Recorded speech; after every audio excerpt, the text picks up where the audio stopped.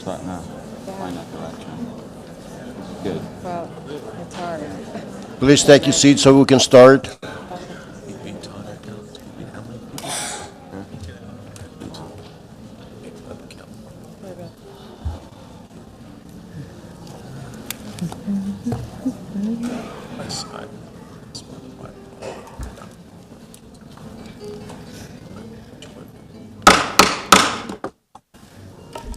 I now call to order the regular session meeting of the Board of Commissioners of the City of Tarpon Springs on Tuesday, May 8th, 2018 at 6:30 p.m. Roll call, please. Mayor Alahouzes, Here. Vice Mayor Banther. Here. Commissioner Sieber, Here.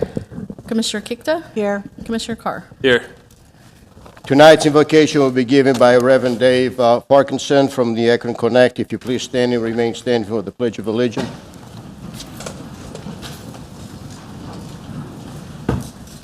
Would you bow your heads with me for a moment as we pray?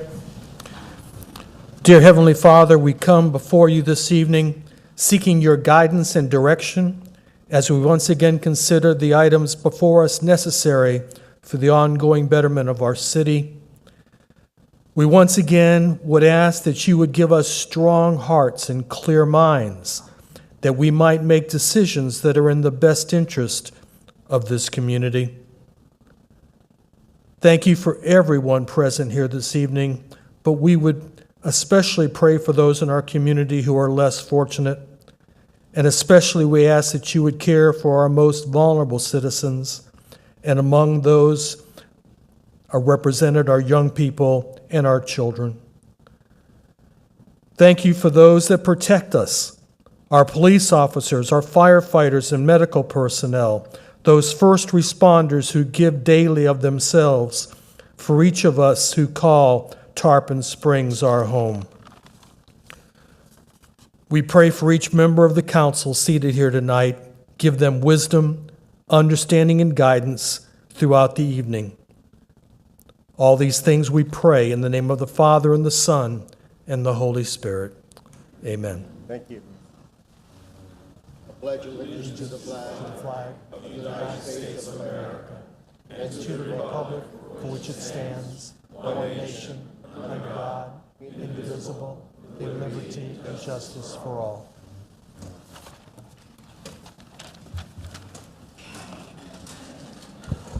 Good evening, everyone, and welcome to our commission meeting tonight. Tonight, we also celebrating the Teachers Appreciation Day.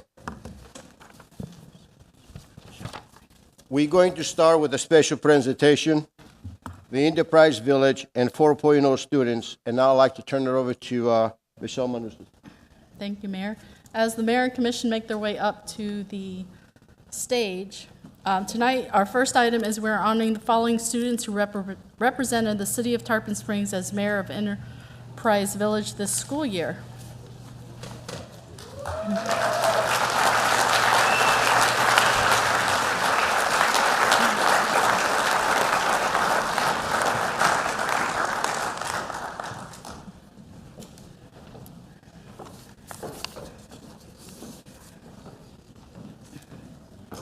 I'm just going to make one quick announcement. If you can just kind of hold your applause so the students can hear their names as they're called up. Thank you. Representing the Mayor of Enterprise Village from Sunset Hills Elementary School, Tristan Natali.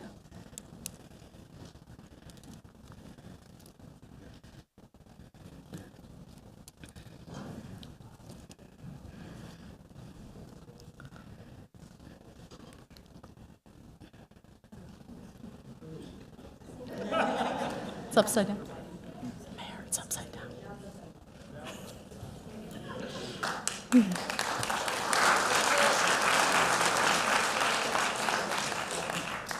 From Tarpon Springs Elementary School, Gidiakos Christou is not present this evening. We'll get that to him. And from Tarpon Springs Fundamental School, Rosie Forcella.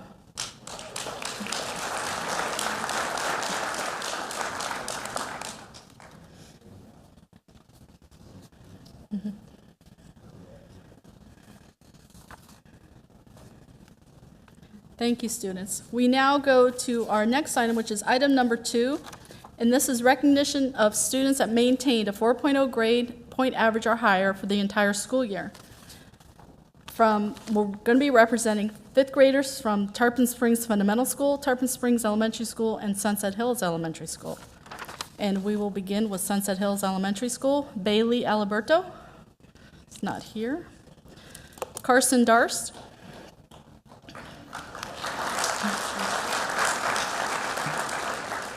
James Dowdy.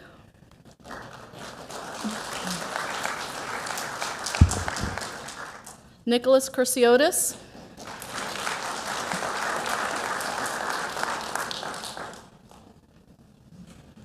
Luke McNeil.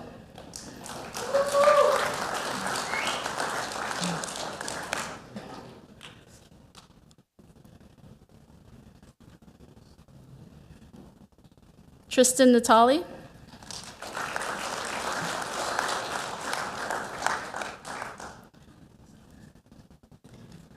Ethan Sonderman.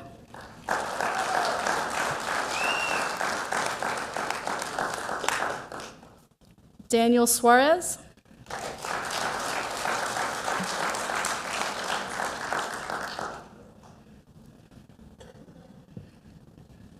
Nicholas Soriano.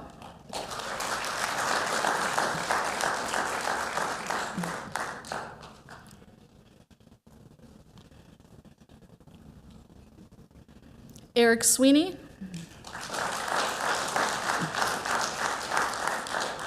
Dimitri Sismelis.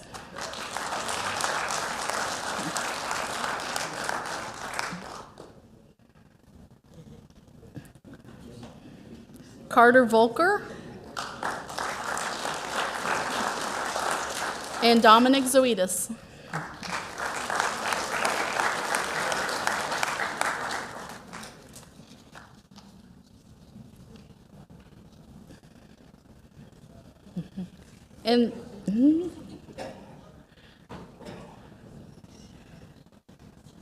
And the fifth graders from Tarpon Springs Elementary School, Sanae Brown.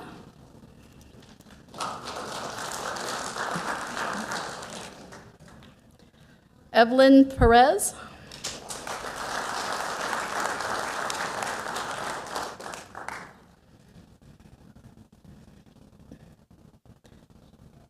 Andrew Tran.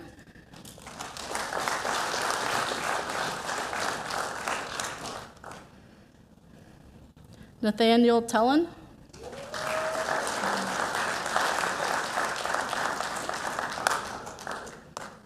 And Aiden Zadarozny. If I mispronounce your name, I apologize. From Tarpon Springs Fundamental School, Sophia Decoder.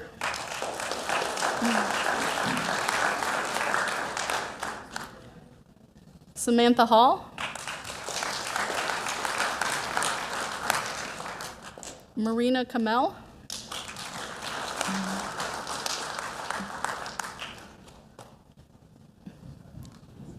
Anna Ling.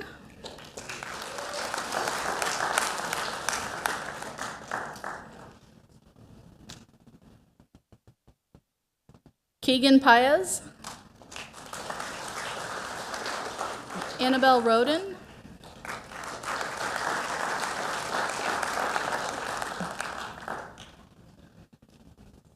Grace Roden.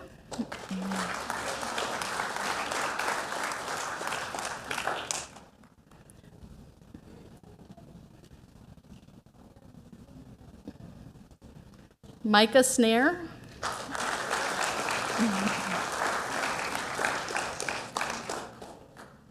Ariane Uruchi.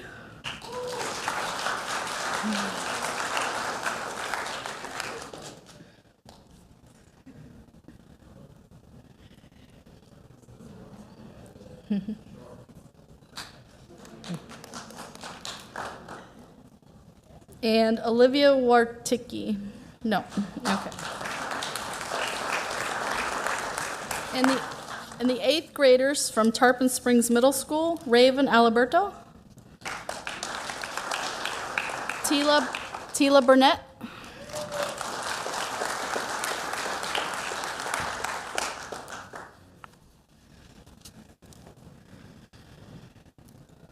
Jared Chavez.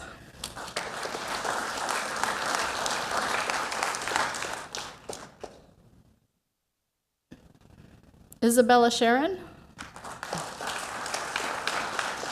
Haley Demerdog,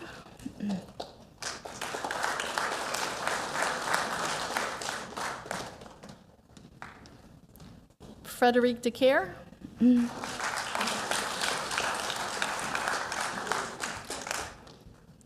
Cecilia Diffenthaler,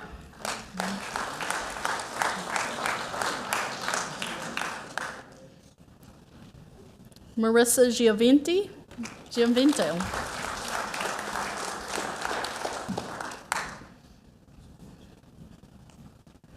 Nikki Glenatsis,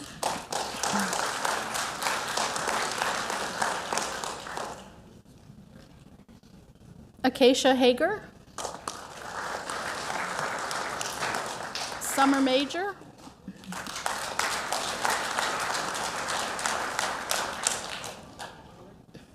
Elizabeth McQuarrie, Delina Wynn, Triana Rath, Bryce Rogers, no, Geddes Sakadelis,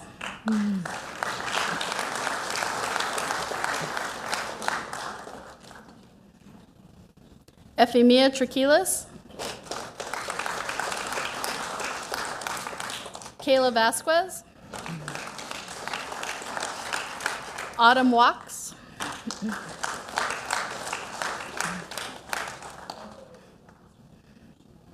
Anna Walker,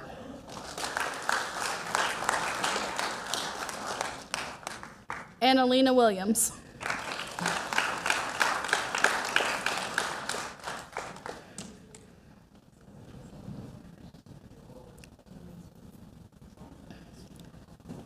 Next is our seniors from Tarpon Springs High School, Francesca Adu,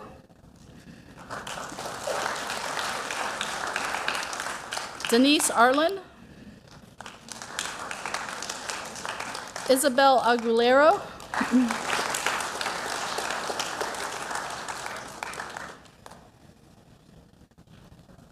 Autumn Bassnett, Ella Blaisdell,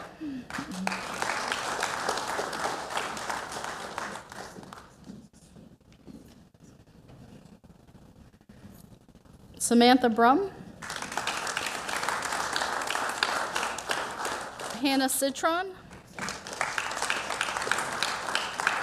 Lindsay Crum,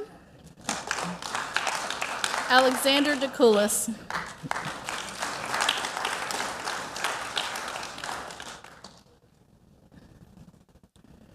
Tyrell Daniels,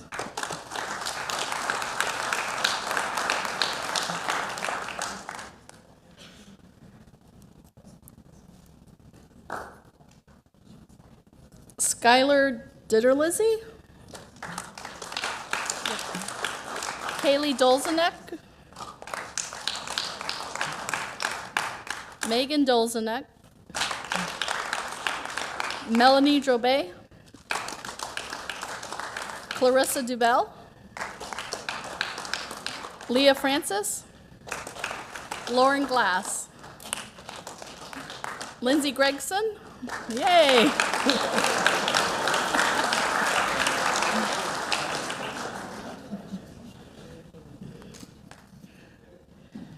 Kaylee Hubel, no.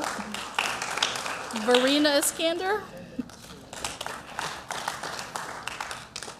Essence Key, Molly Cole, yay.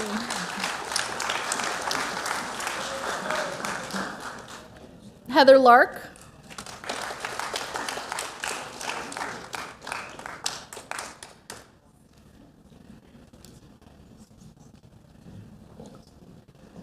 Victoria Maddox,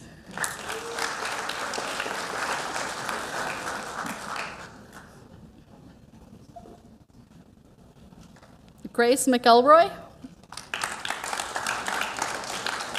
Eric Michio,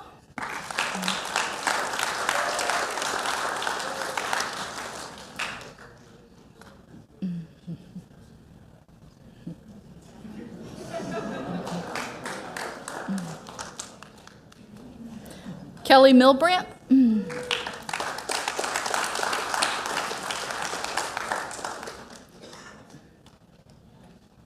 Enrique Padro. Anastasios Panayotopoulos. Lexi Pugh. Alexandria Ramos. Haley Reedy. Kelly Rowland.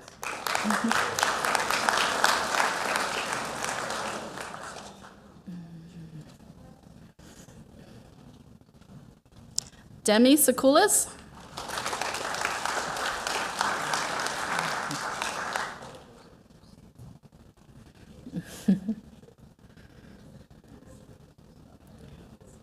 Derek Schroer. Jacob Shelton. Amy Staschek. Sophia Stravopoulos.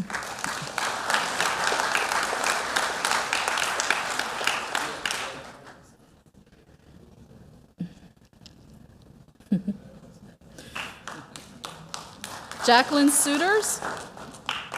Sarah Tinsley.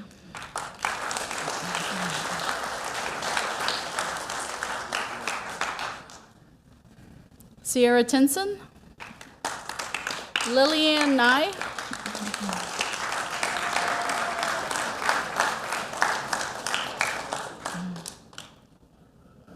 Brianna Wobrock.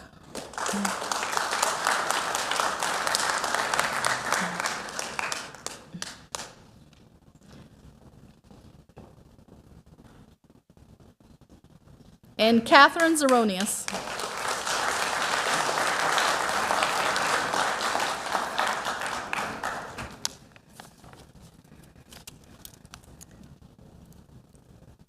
Ladies and gentlemen, parents, these are your 5th, 8th, and seniors from our local schools.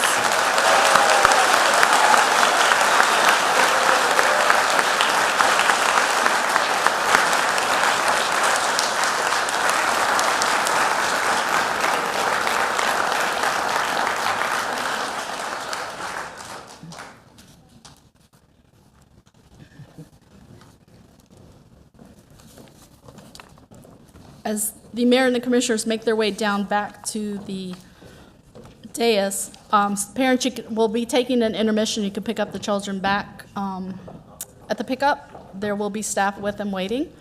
And you're welcome to come back and enjoy the rest of the meeting if you'd like. But I think the mayor and the commission have a few words as well.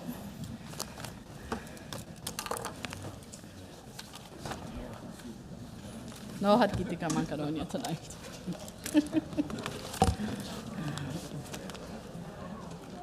Well, ladies and gentlemen, I'd like to congratulate the teachers, the parents, for assisting the students achieving their goal and receiving an excellent education here in Tarpon Springs.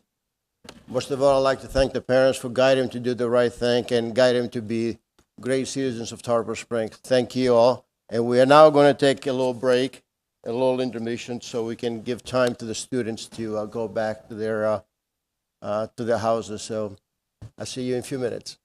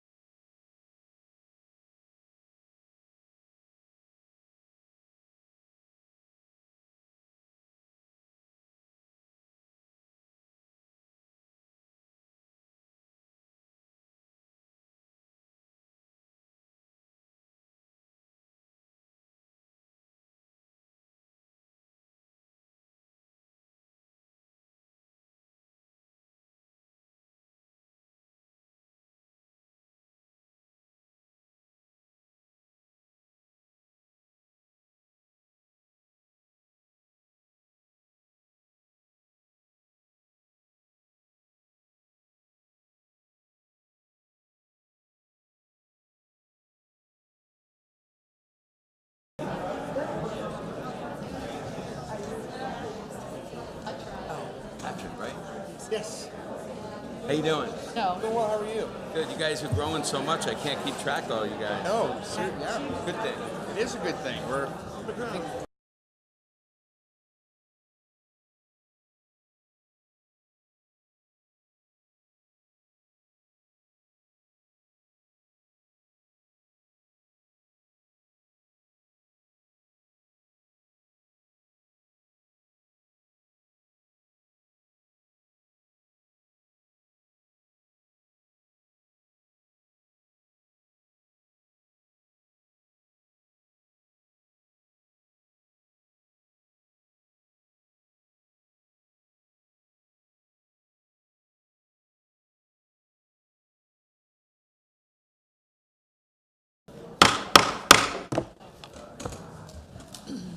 We now reconvene our VOC meeting at 6:55 p.m. Our next presentation is the Mayor's Top Apple Awards and Proclamation.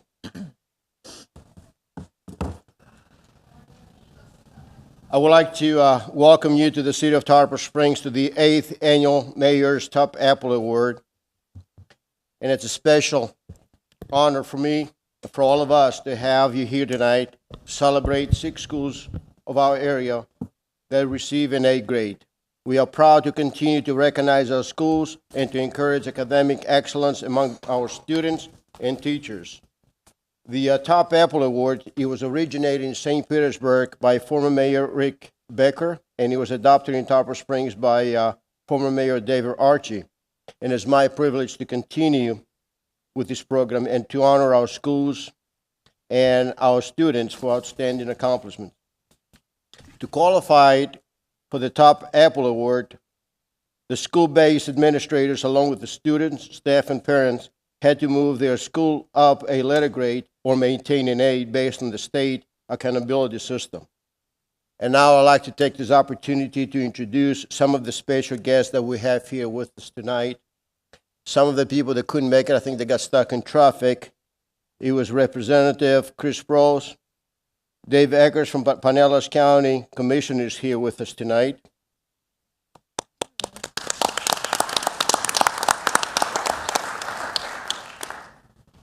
Charlie Justice, Pinellas County Commissioner, he also got stuck in traffic as well. But Eileen Long, Pinellas County School Board member, is here with us. Dr. William Corbett, the Deputy Superintendent of Pinellas County Schools, is here with us. Ward Kennedy, Area Superintendent, Pinellas County Schools.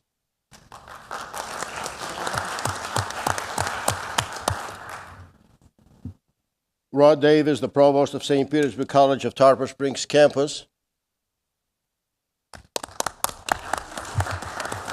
Steve Christopoulos, the President and CEO of the Superior Schools and Plato Academy.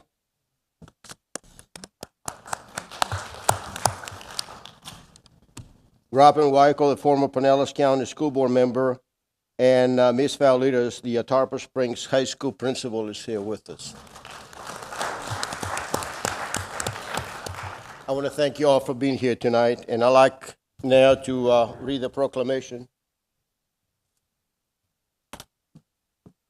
Proclamation of the City of Tarpon Springs, Florida. Whereas the City of Tarpon Springs has made education a top priority by supporting and advocating for their public schools. And whereas the City of Tarpon Springs seeks to recognize area public schools for their outstanding academic achievements and accomplishments. And whereas for the 2016-2017 school year, Tarpon Springs area schools excel on their Florida Standards Assessment FSA scores, with the 6 schools receiving A grade and met the top Apple criteria. And whereas, thanks to the efforts of the community principals, teachers, school officials, staff, parents, and students, Tarpon Springs area public schools have shown great positive momentum by achieving an A grade during the time when increased standards have made it more difficult to maintain and improve school grades. And whereas the City of Tarpon Springs is proud to recognize the 2017 Mayor's Top Apple Awards recipients. Now, therefore, I, Chris Salahuzis, by virtue of the authority vested in me as the Mayor of the City of Tarpon Springs, Florida, do hereby congratulate the mayor's top Apple schools, and they are Tarpon Springs Fundamental Elementary School, Sunset Hills Elementary School, Brooker Creek Elementary School, East Lake Middle School Academy of Engineering, East Lake High School, and Plated Academy Charter School of Tarpon Springs. We now need to go to do the presentation. Your roll.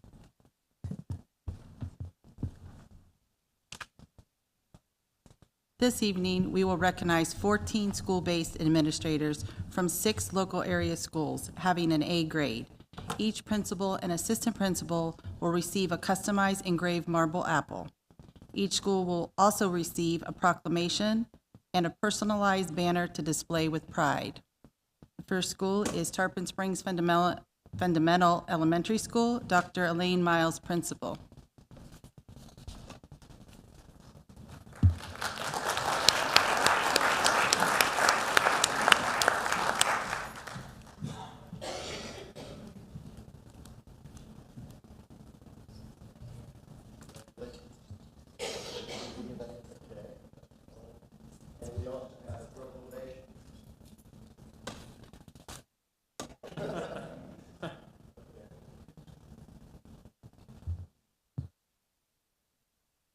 Got it?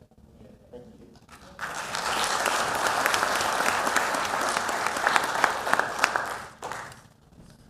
Burger Creek Elementary School, Jennifer Mickler, principal, and Abigail Kanata, assistant principal. Sorry about that.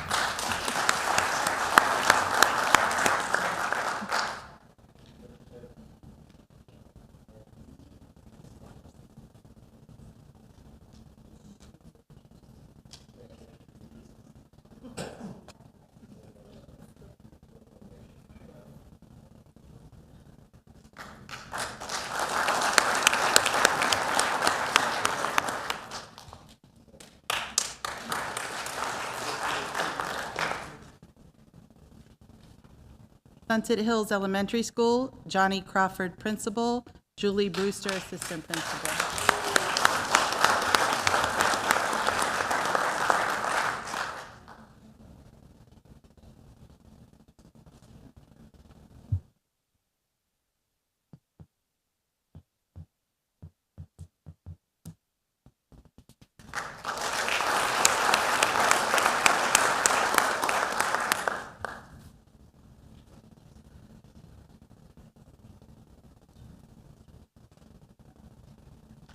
Eastlake Middle School Academy of Engineering.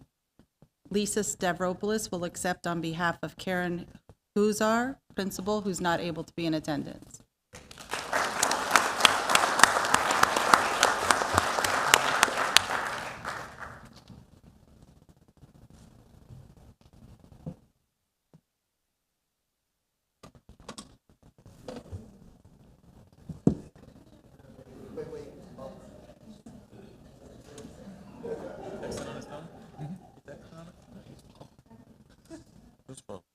Plato Academy Charter School, Tarpon Springs, Danielle Toro, principal, Haley Harris, assistant principal, and Steve Christopoulos, president and CEO, Superior Schools, Plato Academy.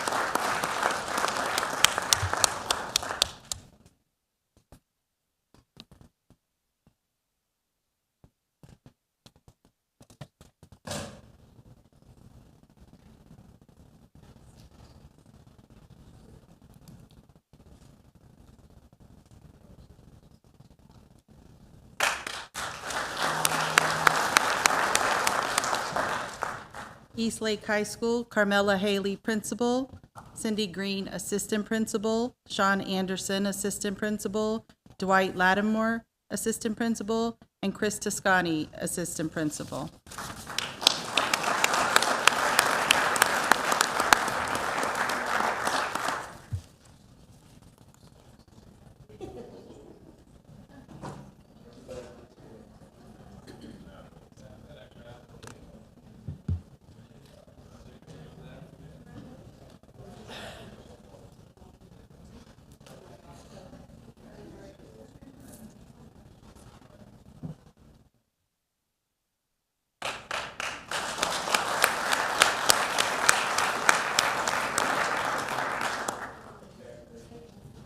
Please join me in congratulating all of our 2017 Mayor's Top Apple recipients.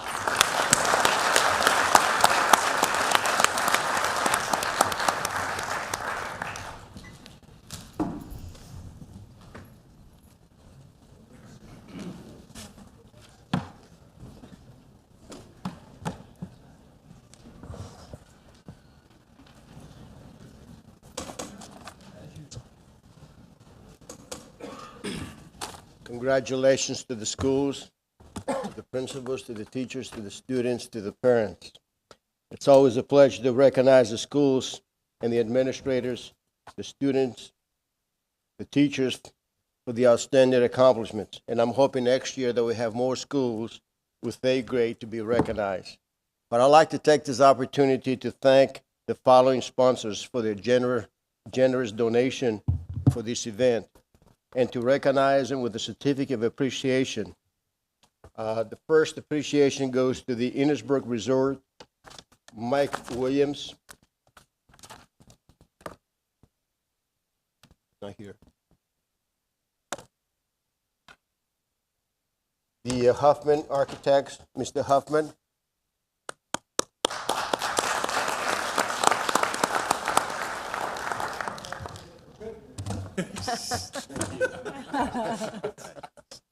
Thanks, Ed.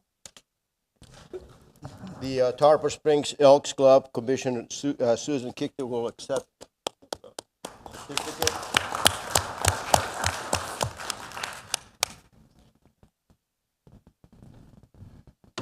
The Lowe's Home Improvement, do we have a representative here? Steve Stokes is here. He's not here today.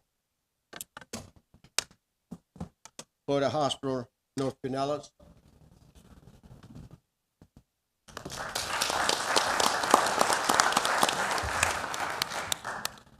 Well, thank you. Thank you for your contribution, and thank you for everything you do for the hospital. Thank you. Sister Cities of Tarpon Springs, Ms. Orr will accept the proclamation on behalf of the Sister City program.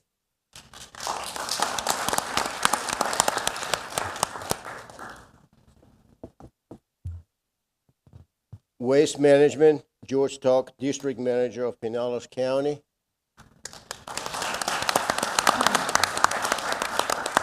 Thank you. Thank you. And once again, I'd like to thank all the sponsors for financing this event and giving us the opportunity to show our appreciation to our students, to our schools, and to the teachers. Well, thank you.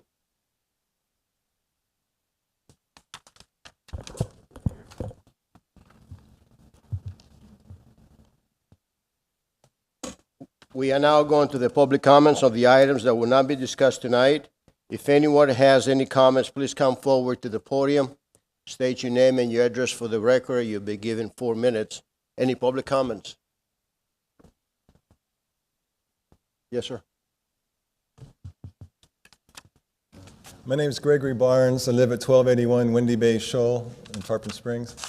I know that Anclote Road has been an item of discussion in the past and how it needs some upgrades and some improvements, and I know that's being talked about. But our immediate concern is right at the intersection of Anclote Road and US 19, alternate 19. There's some serious potholes there that we have to travel through every single day, and you have to drive around it and make sure that you're not hitting it. Could someone please take a look at that and evaluate it and hopefully fix it? Well, thank you for your comment. Thank you for your input. We'll pass it on to the Pinellas County Commissioner. Thank you so much. Any other public comments on this item? Yes, ma'am. I'm not positive whether or not this is the time or not, but I want to talk about the sewer proposal for increase. Is that later or what? Well, this is one of the items on the agenda, and if you just wait, Okay. that's I'll wait. item number 17 on the No agenda. problem, I just didn't know. Yeah, thank you.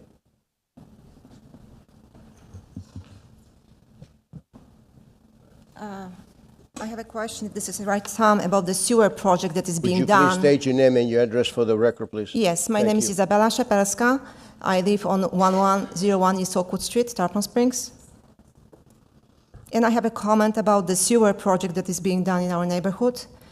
We have concerns about the company that is doing the project because, first of all, I contacted the city several times about the damage to my home. I have many cracks in my home. Secondly, there is a problem with, right now, I'm not sure what is the end date of the project, but it looks like it's a little bit neglected.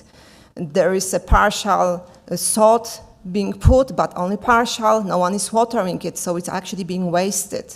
And there's like lots of trash around. Our front yards are being pretty much trashed by the company, and looks like nothing is being done right now. So I'm not sure when's the end time of this, but maybe if someone can actually take a look at this and see, supervise the company, I would appreciate it very much. Thank you.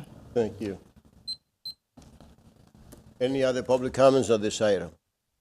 Any other public comments?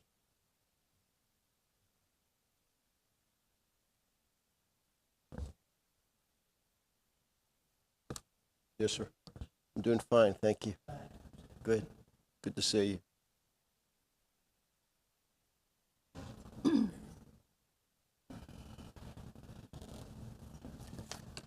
My name is John Stevens. I'm 418 Garden Avenue. I'm here to talk about a couple of things. The first thing I want to talk about is the house at 595 Pinellas Avenue. Being the chief is here, I'd like to ask him, what are we doing about that drug house? We had a big time there just recently. Sir, just give us your comment and your input. This is not going to be questions and answers. Okay. Thank you, sir. Secondly, why did we spend $800,000 for that building down there on to the end of Tarpon Avenue? That's an awful lot of money to spend for that place that was, the police were there all the damn time. I don't understand why we didn't do something different about that. Those are two things that I want to bring up. I haven't been around Mayor for a while because I was sick. That's why you haven't heard from me lately, but I will be back now. And those are the two things I'd like to hear about. Thank you. Any other public comments tonight? Here none. Thank you very much. We're now going to the proclamation. Took me a second. Get up. Sorry. Yeah, I'm Steve Williams. I live at 1411 Fox Run Drive, Tarpon Springs. And I'd like to know, when are we going to get Belcher to go through? Because as far as I've heard, there are no good excuses for Belcher not being connected all the way through to Martin Luther King. Somebody needs to get behind this project and actually help out the people who travel through that area or who live on that side of Tarpon Springs. And at the same time, it'd be nice if, what's the name of the road that goes past Winn-Dixie? Which stops there at the trail, which is designed to go through to Belcher, Mears. Can we get on that project too? I know we're going to have to move the scales from the dump onto the other side of it, but it'd really be nice if we could, connect these roads that go nowhere, that are designed to go through. Thank you. Thank you. Thank you very much. Any other comments? Hear none. Vice Mayor Pente will read the proclamation, Economic Development Week. Thank you. City of Tarpon Springs, Florida, whereas the International Economic Development Council is recognizing 2018 as its 92nd anniversary. Whereas the City of Tarpon Springs Economic Development Department promotes economic well-being and quality of life for our community by creating, retaining, and expanding jobs that facilitate growth, enhance wealth, and provide a stable tax base.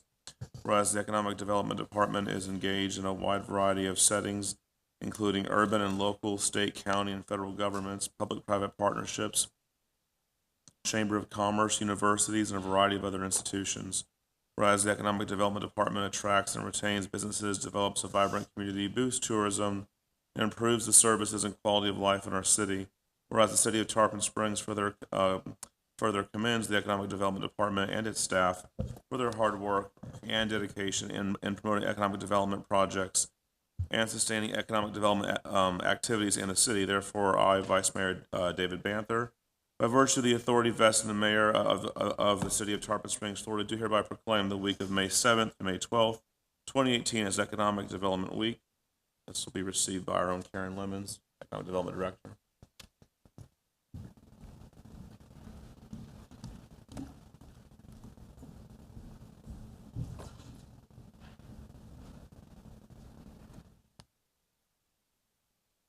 Karen, do you want to say something?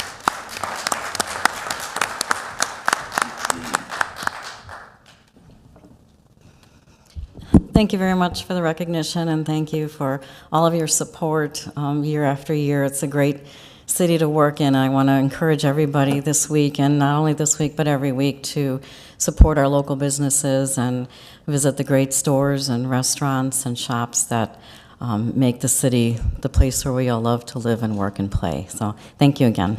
Thank you.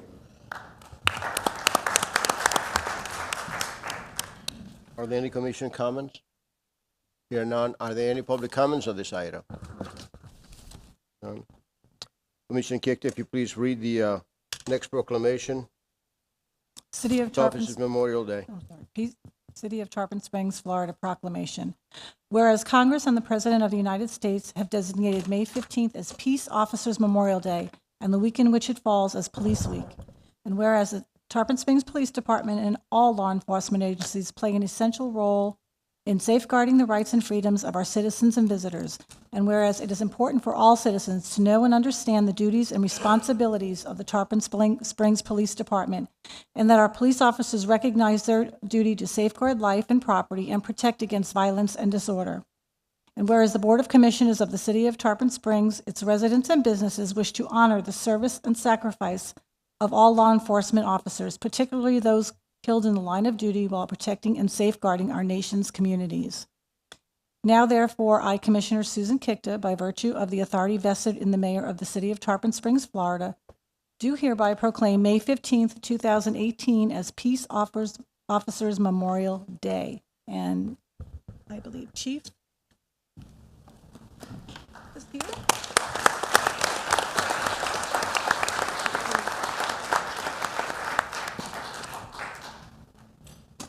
Do you want to say something? Yes. Thank you. Thank you, Honorable Mayor, Board of Commissioners. The significance of this week and the significance of May 15 is as follows. Since the first recorded police death in 1791, there have been over 21,000 police officers killed in the line of duty in the United States. There are over 21,541 names engraved on the walls of the National Law Enforcement Officers Memorial in Washington, D.C. In Florida, 814 law enforcement officers have been killed in the line of duty, and their names are listed on the Florida State Law Enforcement Memorial Site in Tallahassee. As you know, in Tarpon Springs, we recognize 5 fallen officers: Marshal Rat Whitehurst, end of watch July 4th, 1893; Marshal Reuben Jones, end of watch August 27th, 1921; Officer Everett E. Bluefield, end of watch August 16th, 1926; Officer Lanny Langford, end of watch November 18th, 1969; and Officer Charles R. Kondak Jr., end of watch December 21st, 2014. May they never be forgotten. And I'd also like to mention on May 16th at 6:30, we will be doing our annual service in front of the police department for anyone that wishes to attend to honor these fallen officers. Thank you. Thank you. Are there any commission comments? Here none. Are there any public comments on this item? Here none. We're moving on to the next proclamation. The Municipal Clerks Week. The City of Tarpon Springs, Florida proclamation.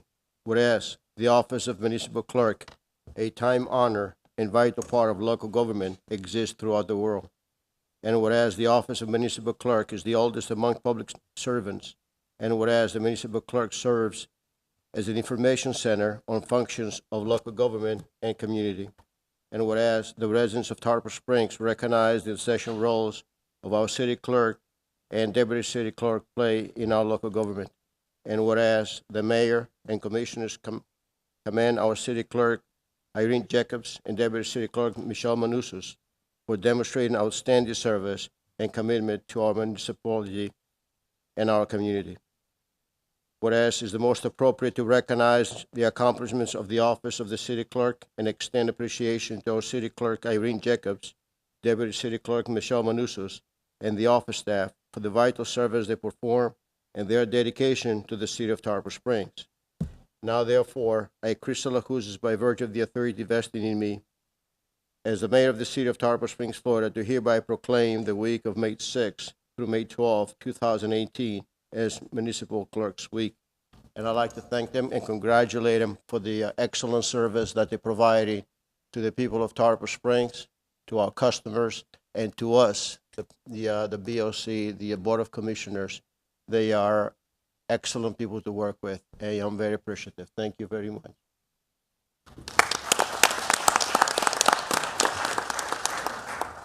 I'd like to present this proclamation to Ms. Jacobs. Thank you. And our Deputy City Clerk, Michelle Manuza. Thank you so much.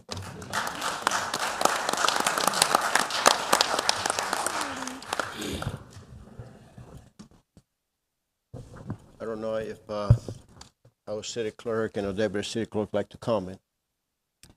Honorable Mayor and Board of Commissioners, I would just like to thank you for recognizing the City Clerk's Office, Deputy City Clerk, and myself with this proclamation. Thank you. Thank you. Vice Mayor Panther. Yes, thank you. I will embarrass the clerks a little bit, but I often say, not that they don't go and sing, because when you pay your water bill, you go in and see their office. But these are two ladies that really keep the city running. I joke that Irene keeps me out of jail because she keeps us in compliance with all the things that we have to do as a city board. So thank you to you both. The city would not be the same though without y'all. Thank you.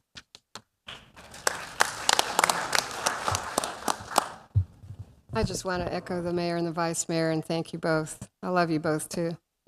Thank you. Commissioner Kickner. Thank you. Just, I don't know if any of you know what an outstanding job these two women do for us, for the city, not just for us as commissioners, but what they do for the city. There's so much that is done in the clerk's office that people just don't realize, and these girls do above and beyond. Their staff does above and beyond. They put all this together this evening, and they do so much, and we can't thank you enough for everything. Everything is just run so smoothly. They always have our back. So thank you very much for everything you do. Thank you. Are there any public comments on this item? Here none. Thank you. We now have a special presentation for you guys. Review of visit to Greece by city officials. So, Mark, are you ready? Okay.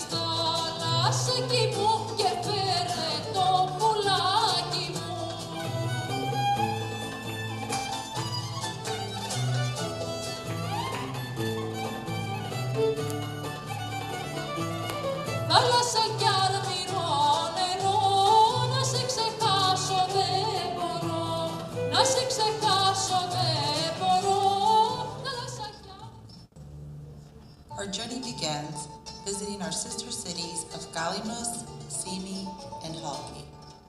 The reason for this trip was to discuss and exchange ideas with the mayors of these islands and their councils. Mayor Chris Elahuzis left a week ahead of the rest of the delegation to handle business prior to their arrival. While in Athens, Mayor Elahuzis was invited to meet the President of Greece, Mr. Pavlopoulos, to discuss concerns of sister cities, as well as discussion regarding the Greek community of Tarpon Springs. At that time, on behalf of the city, he presented President Pavlopoulos with a key to the city and a framed Christopher still print. When the president heard that the delegation would be stopping in Athens for the evening, upon their return to the States, he invited the rest of the delegation to meet him. Also while in Athens, Mayor Alahouzis was invited to attend services at the National Cathedral in Athens. He later attended and presented a lapel pin in Gos from the city to George Hakidos, Chair of County Commissioners. When Mayor Alahouzis first arrived in Galinos, he visited Ayo Panteleimono, attended and participated in the Greek Independence Day Parade, attended Palm Sunday services at Panagia Cathedral in Horio, attended the graduation ceremony of sponge divers, and was told the story of the tsunami that hit Galinos and damaged his father's boat on July 9, 1956 by Yannis Tsoulfas. The rest of the delegation, consisting of Vice Mayor David Banther and his wife Ruth, Commissioner Rhea Sieber and her sister Angie Votsis, City Clerk Irene Jacobs, and Deputy City Clerk Michelle Manousis were dropped off at Tampa Airport by chauffeur LaCourse. We first arrived in Gos and were greeted by one of the council members, Yannis Diamandis, Charlie Kriticus, a Calimian local and a former resident of Tarpon Springs, and Mayor Alahouzis to transport us by ferry to Galinos, where Mayor Yannis Galouzis and other members of the council awaited our arrival. Mayor Galouzis and the council greeted us with open arms and hospitality. Galinos is the 5th largest in the 12 Dodecanese Islands. The island's capital is Fotia, where the port, city hall, and the town square are located. During our visit to Galinos, the delegation had attended and participated in the first historic meeting of both city councils to discuss education, culture, and economic development between the cities and exchange gifts. While speaking on education, Mayor Alahouzis advised that public schools such as Plato Academy were in the need of certified Greek teachers. Mayor Alahouzis made arrangements to meet with Minister of Education and Foreign Affairs of Greece to accomplish this need. Bishop Paisios was honored that Mayor Alahouzis invited him to do the invocation and would like the Calimian Council to continue this for their meetings. Also at this meeting, Vice Mayor Banther got to practice his Greek. I have some words in Greek that I practice first, so let's try it. Imi, ευτυχισμένος που βρισκόμαι στη Κάλυμνος, χαίρομαι που προχωράμε την οικονομική σκήση και την φύλακη μας. While in Galinos, we visited Iosavas Monastery, patron saint of Galinos. From the top of the monastery are some of the best views of the island. We then visited and had a tour of the Museum of Nautical Tradition, where our tour guide, Evdokia Tsungrani, showed us the various diving techniques throughout the years and learned about the dangers and lives of a sponge diver. The men of Galinos became sponge divers, and the island went on to be a sponge trade center in the Mediterranean until the sponge trade began to decline in the 1980s. However, in the 1990s, because Galinos is the mostly mountainous, it put Galinos back on the map as a destination spot for rock climbers from all over the world. We then toured the Archaeological Museum of Galinos. Here we observed artifacts from excavations, which included tools and vessels of the Neolithic period and finds from the Minoan and Mycenaean period. We also saw marble sculptures. The most amazing was the colossal female figure known as the Lady of Galinos, in which was found fully intact. Our day continued by attending a night mass for Holy Friday at Cathedral of Christ the Savior, followed by a procession of decorated epitaphia, which is Jesus' tomb, from 15 of the area churches.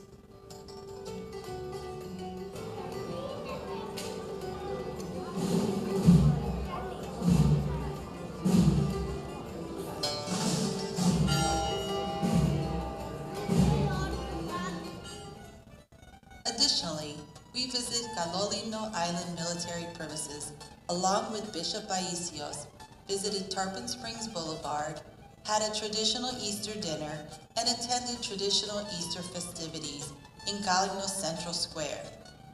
And yes, while in Galignos, we also experienced the local flair of the first resurrection. Mayor Alagouzis, City Clerk Jacobs, and Deputy City Clerk Manousis were very fortunate to meet the renowned sculptor Sakalarios Katouzis at his workshop and view some of his collections. Mr. Katouzis is the sculptor who is in the process of creating the Poseidon sculpture that will be featured at the Sponge Docks. Additionally, the delegation toured other small villages of Galignos, including Masuri, in which Thelandos can be seen from. Thelandos was originally part of Galignos and was separated by an earthquake in 554 AD. We also drove to Ayononda and Borio, where we just happened to meet author Stelios Karkidis, a famous writer, and Vathi, viewing farmlands of olive trees, orange groves, beautiful harbors, and saw public art along the way. While showing you some additional photos of Galignos, we would like to give a special thank you to the Mayor of Galignos, Yanis Galouzis, and his wife Thespina, and the Kalimian Council, Mayor's Assistant Mihaly Tungrani, our museum tour guide Evdokia Tungrani, Kalimian resident Charlie Kritikas, our personal Tarpon Springs meeting translator Irene Cabriquiros, and our Tarpon Springs Kalimian tour guide Nick Zambelis.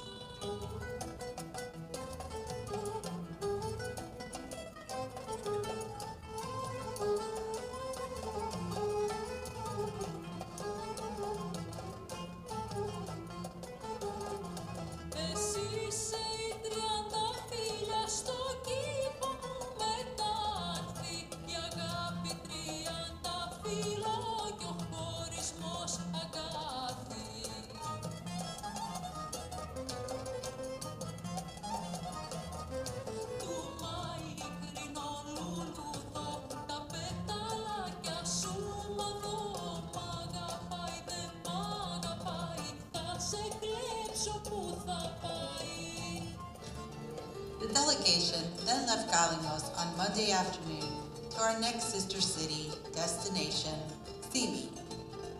Mayor Alagouzis stayed back in Galignos until Tuesday afternoon to attend a presentation where various organizations donated computers to schools in which he was a part of. Later that evening, Mayor Alagouzis was presented a cross medallion by Bishop Baisios for his contributions. Simi's recorded history goes back as far as the Trojan War. However, finally became part of the Greek nation in 1947. It was known for its boat building, sponge fishing, winemaking, wood carvers, icon painters, and outstanding educational quality of its schools. Upon arrival by boat, we were greeted by Mayor Elefteri Papakalodouka at the harbor. Along either side of the harbor, one can see tier upon tier of houses, all with neoclassical pediments. The next day, the delegation toured the most famous monastery on the island, Archangel Michael. Archangel Michael was built around 450 AD on the site of an ancient temple to Apollo. That evening, along with Mayor Papakalodouka, we met the new Metropolitan Bishop, Chrysostomos, where we exchanged gifts and attended a dinner having traditional foods of the island. While showing you some additional photos of Simi, we would like to thank the Mayor of Simi, Elefteri Papakalodouka, and council member, and Metropolitan Bishop Chrysostomos.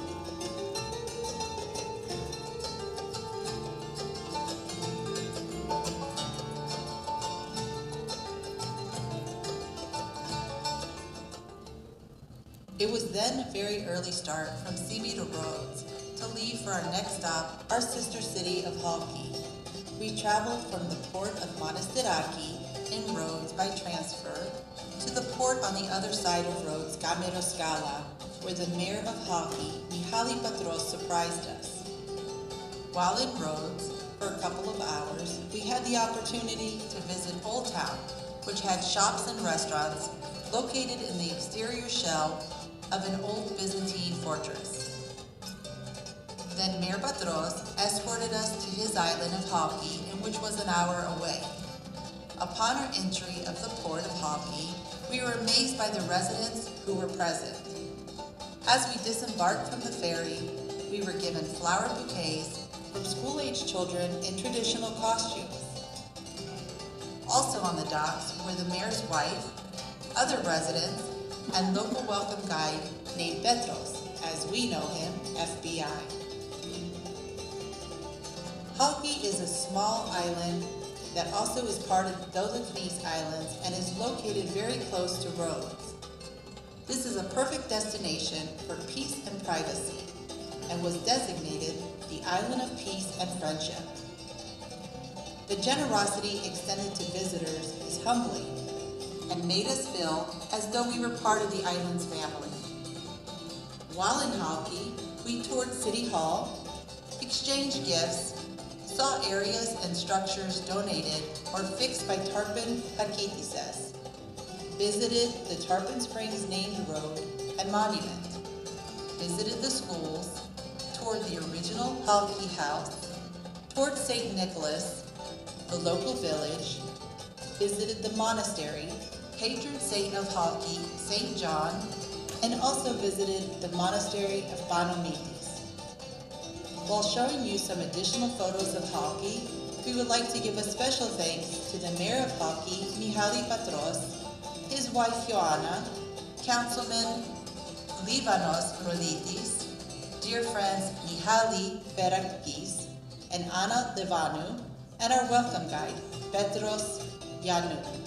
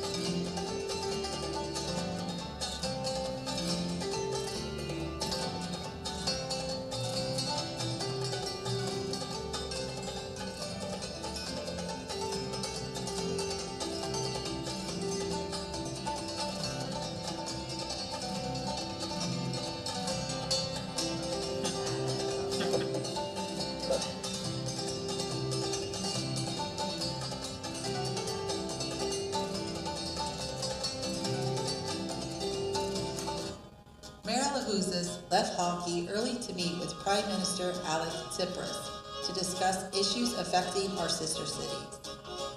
The mayors from our three sister cities asked Mayor Alahouzes to share their concerns of transportation between the islands to the mainland by maritime and airplane for a way to increase economic opportunities to their islands. The rest of the delegation then left Halki to meet up with Mayor Alahouzes in Athens, in which we were invited to meet with the President of Greece, Mr. Pavlopoulos, and where we discussed economic issues. We had a nice meeting with President Pavlopoulos and enjoyed visiting the Presidential Palace.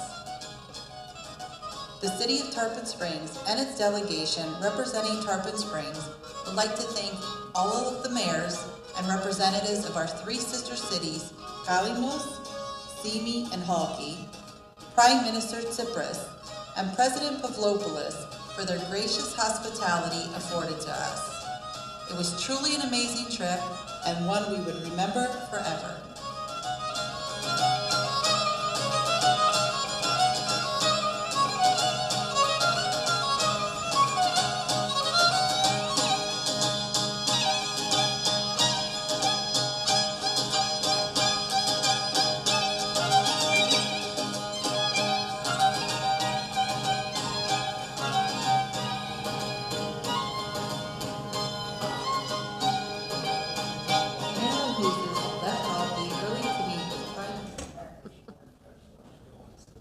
Well, that was great, wasn't it?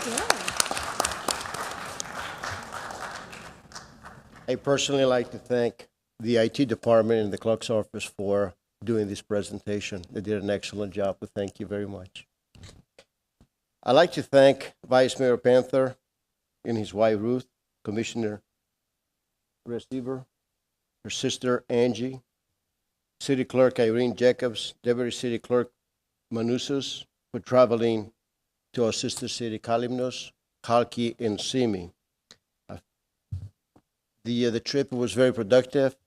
It was an amazing trip, and our delegation did an excellent job representing the city of Tarpon Springs, and I'll thank them personally. I would like to give special thanks to the following: the mayor of Kalymnos, Ioannis Galouzis, and his wife Despina, the Kalymne Council, His Eminence Metropolitan Paisios of Kalymnos, Michalis Tsougranis, the mayor's assistant, Evdoxia Tsougrani, our tour guide, Charlie Kriticus, Irene Karavokiros, our translator, Nick Zambelas, who was always there helping us out. Thank you, Nick. The mayor of Simi, Eleftherios Papakaladoukas, His Eminence Metropolitan Chrysostomos of Simi and Halki, the mayor of Halki, Michalis Patros, and his wife, Ioanna, the council member, Livanos Roditis, His Excellency, the President Pavlopoulos of Greece, His Excellency, Prime Minister Tsipras of Greece, and so many friends, business owners, educators, residents, and all three islands. I can tell you that was a trip. It was an experience of a lifetime. This is something that we're always going to remember, and I think our team did an excellent job representing the city of Tarpon Springs, and I want to thank them all.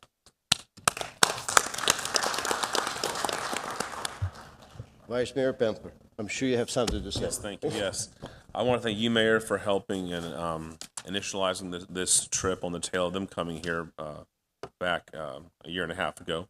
And I want to thank our city clerks that were very heavy in implementing the trip with the agenda and the schedules and various flight schedules, because we all kind of flew separately somewhat. And personally, for me and my wife, because we were the only non-Greeks in helping us with the translation over there. And it was a great time. It was, I think, the way to see Greece, because it wasn't necessarily like a tourism trip, but you get to see it through the eyes of locals. And I think for someone like myself, who's not Greek, that has grown up here, it really helped me appreciate more what we have here, and also kind of gave, kind of the background and the heritage of what I see every day here in Tarpon Springs. So every island was unique and had the most, had their own unique flavors and things that we took from it.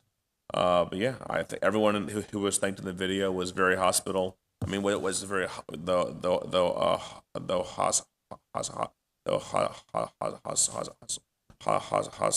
and very nice, and you almost felt like you were in the South when you were there on the islands, because people were just so kind, and we ate nonstop. That was the universal theme, I think, for each island. And it is true that Nick Zambelas helped us greatly in Kalymnos. We had to relocate because of the bombs on Greek Easter, and if you ever watched the movie Argo, it kind of felt like that when, thanks to Commissioner Seaver being able to drive stick shift, and then Nick and I doing the luggage, and it was I wish we could videotape that and put it on there, but we didn't get videotape of that. But it was quite the event. But the whole trip was great, and I look forward to going back sometime. So thank you, Mayor, again, and the clerks and everyone else that helped in organizing this trip. Thank you. Commissioner Seaver. Yes, thank you. Well, being of Greek descent, I grew up overseas and have been to many islands, but I'd never been to Kalymnos, Halki, and Simi. And so I was very grateful to go on this trip and visit these islands. The mayors of these islands were so hospitable and fed us like there was no tomorrow. I'm still trying to take the weight off, and the food just kept coming. It was wonderful. Not only did I have a great time, but I learned a lot. And I want to thank Michelle and Irene also for all the hard work for putting a lot of this together for us to go. My sister and I went in advance a few days so we could spend some time in Athens with our relatives, and then met up, and everything went very smoothly. my little ride over the mountain and around the hills and a stick shift. It was not like driving a stick shift in Florida. And Nick promised me there would be no problem. It's only a couple of miles away. But I had passengers, and I was having like thoughts of I'm gonna, just lose it and start rolling backwards down the mountain. But it all went well, and thank you for going back and getting the luggage. And Nick was unbelievable, the help that he gave us and was there for us at all times. But yes, it was a great trip, and I would also like to go back and visit sometime. Take Dan. So thank you. Commissioner Kikto?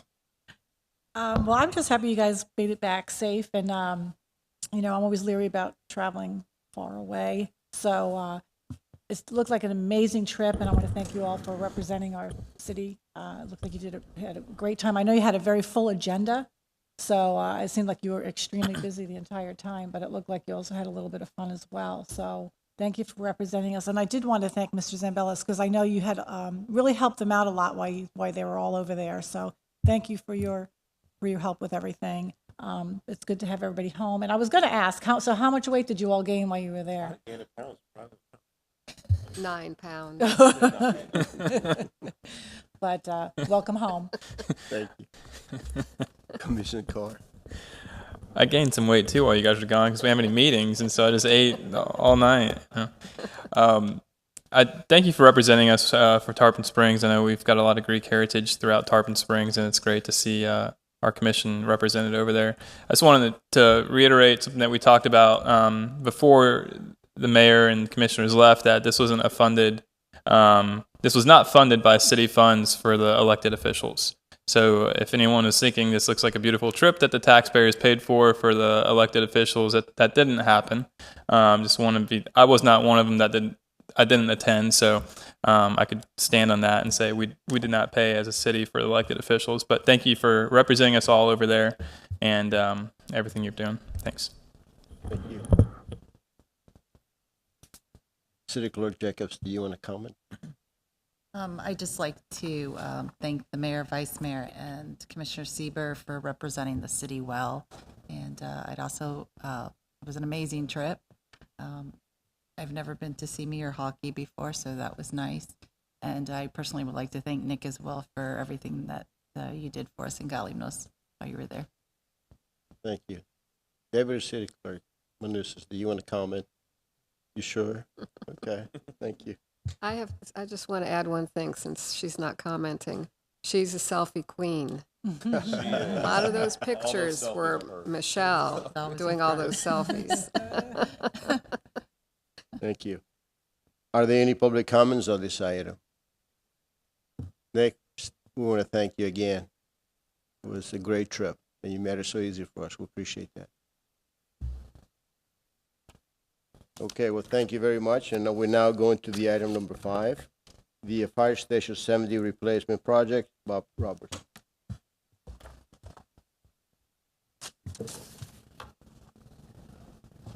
Good evening. I'm Bob Robertson, Project Administration Department Director, and that was a hard act to follow, but I'll do my best. If you do decide to go again, I do drive stick, Commissioner Sieber, so just let me know.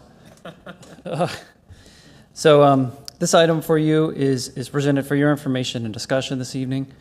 Chief Young is also here somewhere. There he is. If we have questions related to the station itself.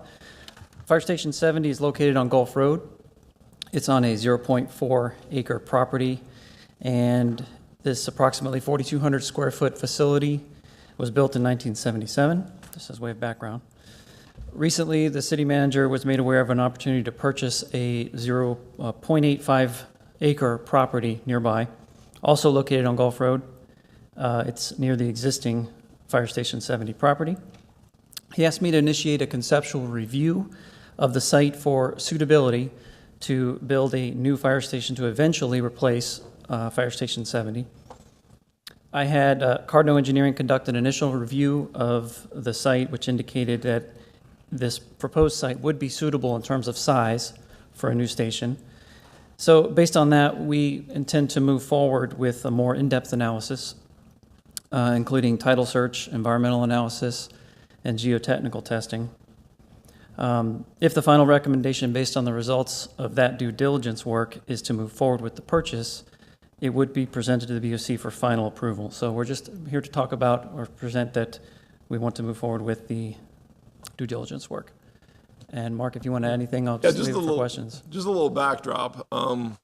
Obviously, we were waiting for the next year, 10 years of the penny to pass. Without that, we wouldn't be talking about this or any other projects.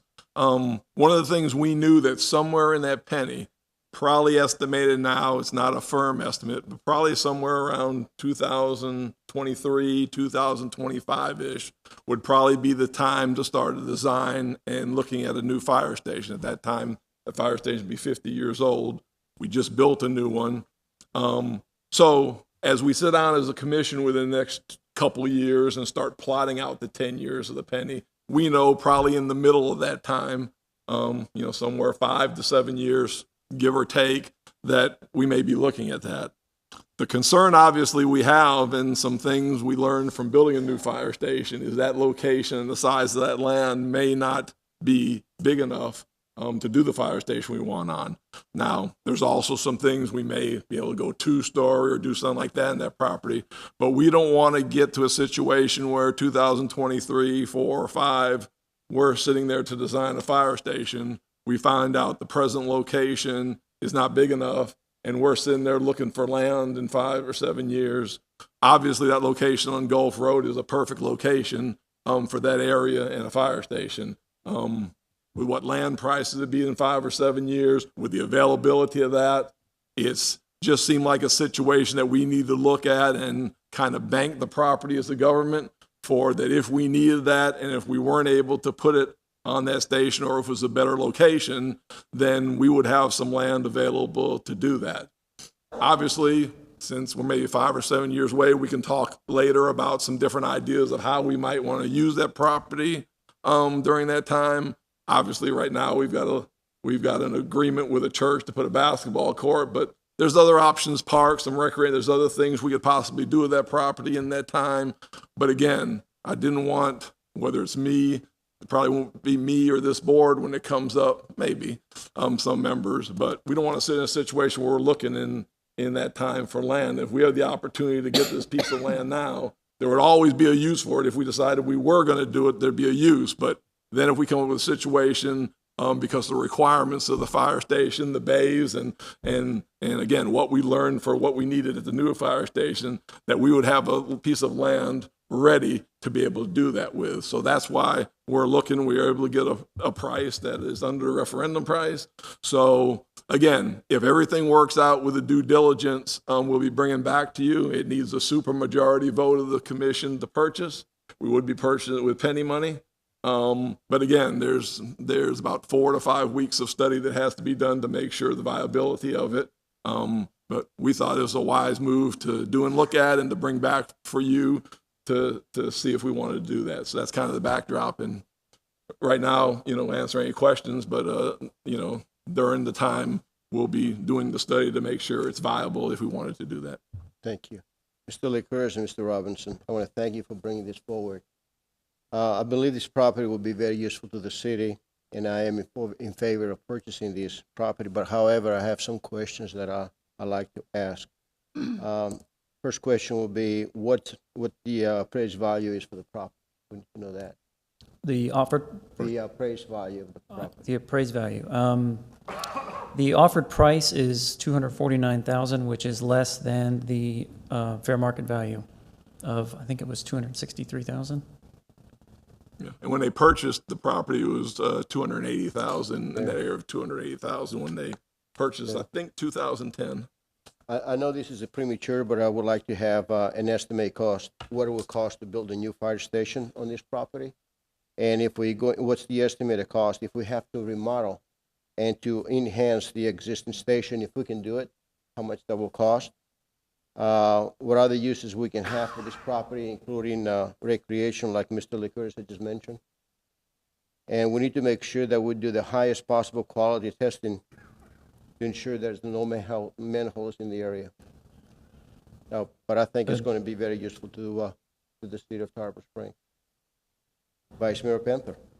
Yes, thank you. I'm in support of this exploration, and if the deal works out to retain the property, that station is aging, and it does have some issues, I think, that warrant building a new station, especially with the growth out there.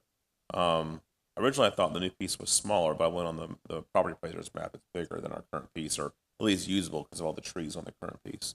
So I'm in favor of retaining it. I would hope we could build one sooner, but I lean on you for how that's budgeted with the penny money. But I think it's wise. Not that I'm usually for the city buying and making property, but I think in this situation it's prudent. I think I don't have any inside knowledge, but I'm not even sure if that Baptist church is still active or what, and that's probably going to get, I would assume, sold or something eventually. So I think it's wise from the recreation point of view, because that basketball court's used like crazy. Yes. So maybe, two things. So while we retain the property, it's not too costly, we can use penny money to put in a basketball court there. I mean, that would be the best thing to do. And then eventually, when we do move the fire station, if it's able to use the old fire station location for recreation, I think is important. I think it's just important, whatever we do, we piggyback the recreation aspect off that and don't rely on us being able to use the Baptist church, because again, I that's vacant. They put a new roof on everything, so that would tell me they might be looking for a buyer. But I think overall it's a great idea, and it's very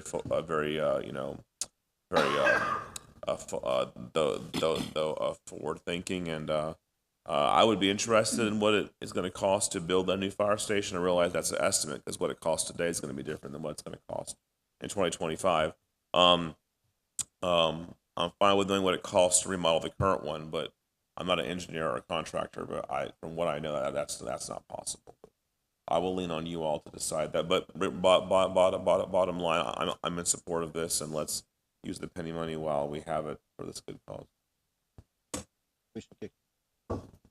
Thank you. And Mr. Robertson, I want to thank you for bringing this forward today. That is a perfect piece of property for us to look at for a new fire station.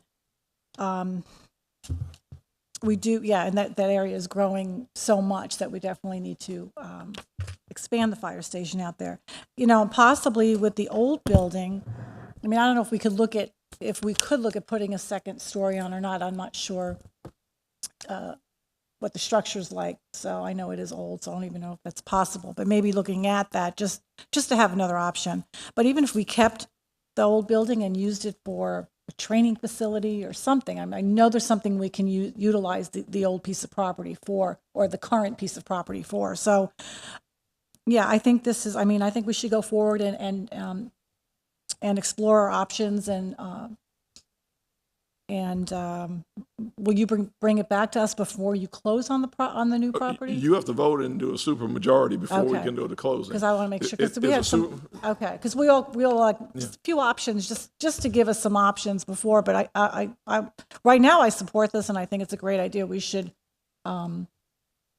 That's a good price for it, and you never know where the property values will go in the next 5 to 10 years. So, and like you're saying, we haven't even got into it. Like I say, the opportunity came up.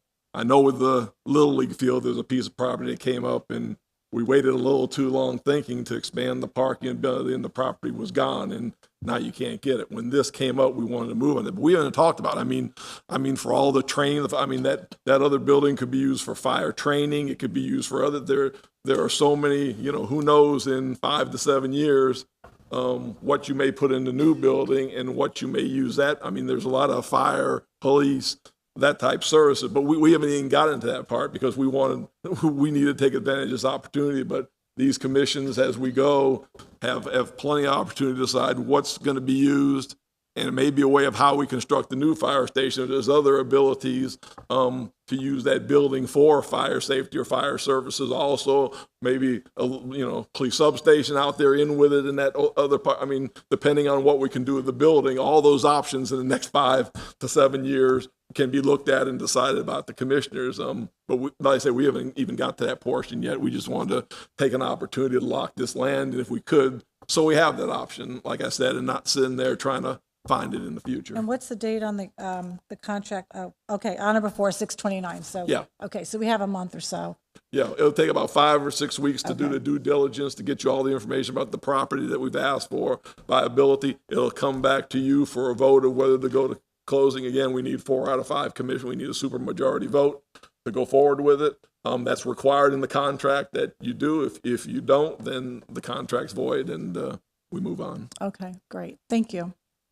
Commissioner Stevens? Yes, I also support this. Obviously, from what you've said, there's not enough room to expand or build a new station on the existing property. And like everyone said, you never know what prices are going to be or how things are going to be in 5 to 7 years. So I appreciate your proactive thinking to look at this property. And I see that the closing is scheduled for 6/29 if we all agree here. So I'd like to see some type of recreational use for the old property. I think it's needed in that neighborhood, but that's down the road. So, but definitely I approve. Thank you, Mayor. I support what the mayor brought up. I think he brought some great points up about some options for some due diligence.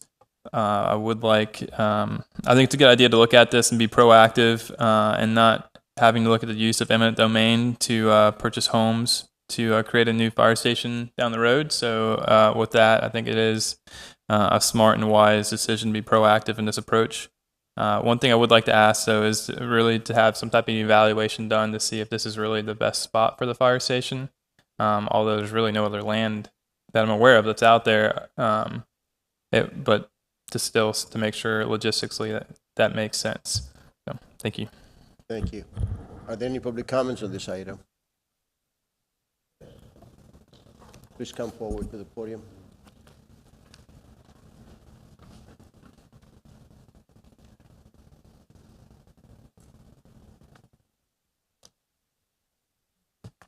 If you please state your name and your address for the record. My name is Ed Bard. I'm commander of the American Legion, Post 46, Tarpon Springs. I live at 1139 South Point Alexis Drive. Back in 1964, we dealt in good faith with the city and gave them that property for $10. The condition was if they no longer use that as a fire station or police station, the property reverts back to the American Legion. So I don't know if anybody's aware of that, but that's in the agreement here. Now, we're willing to swap property. So if you want to look at that and talk to us about that, we'd be more than glad, giving all the property we have, and just take over the fire station for American Legion Post 46. That's a nice piece of land we now have, and we have other land behind it. We already sold land to the city. But again, 1964, we dealt in good faith, gave that property to the fire department, to the city, and if they no longer use it for that purpose, it's to revert back to us. I can submit this to the mayor if you'd like. Thank you. I think you're aware of that. Thank you very much for your time. Thank you. Any other public comments? Yes, please come to the podium.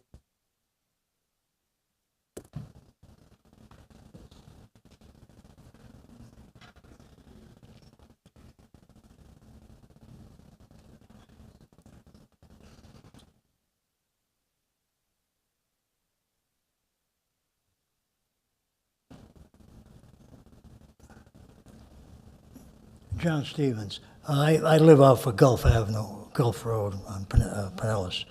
I want to know is this a piece of land between, next to Jimmy's restaurant and the nursery school? Yes.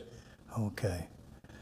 The only thing to think about, we got fire trucks running up and down that road all the time. That's the busiest station I've ever seen. They do a good job, a very good job. They've been to my house a couple of times, and the EMTs. But just think about how many more trucks we're going to put there, or how big is the station going to be. Because it's a neighborhood, and I'm just curious about that. Thank you. Thank you. Any other public comments on this item? Here, none. Mr. LaCourse, thank you very much. Thank you.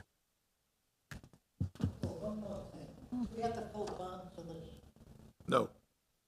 Penny for Pinellas money.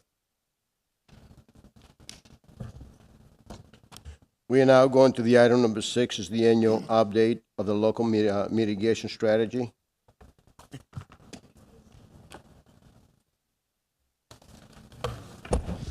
Good evening, Mayor, Commissioners.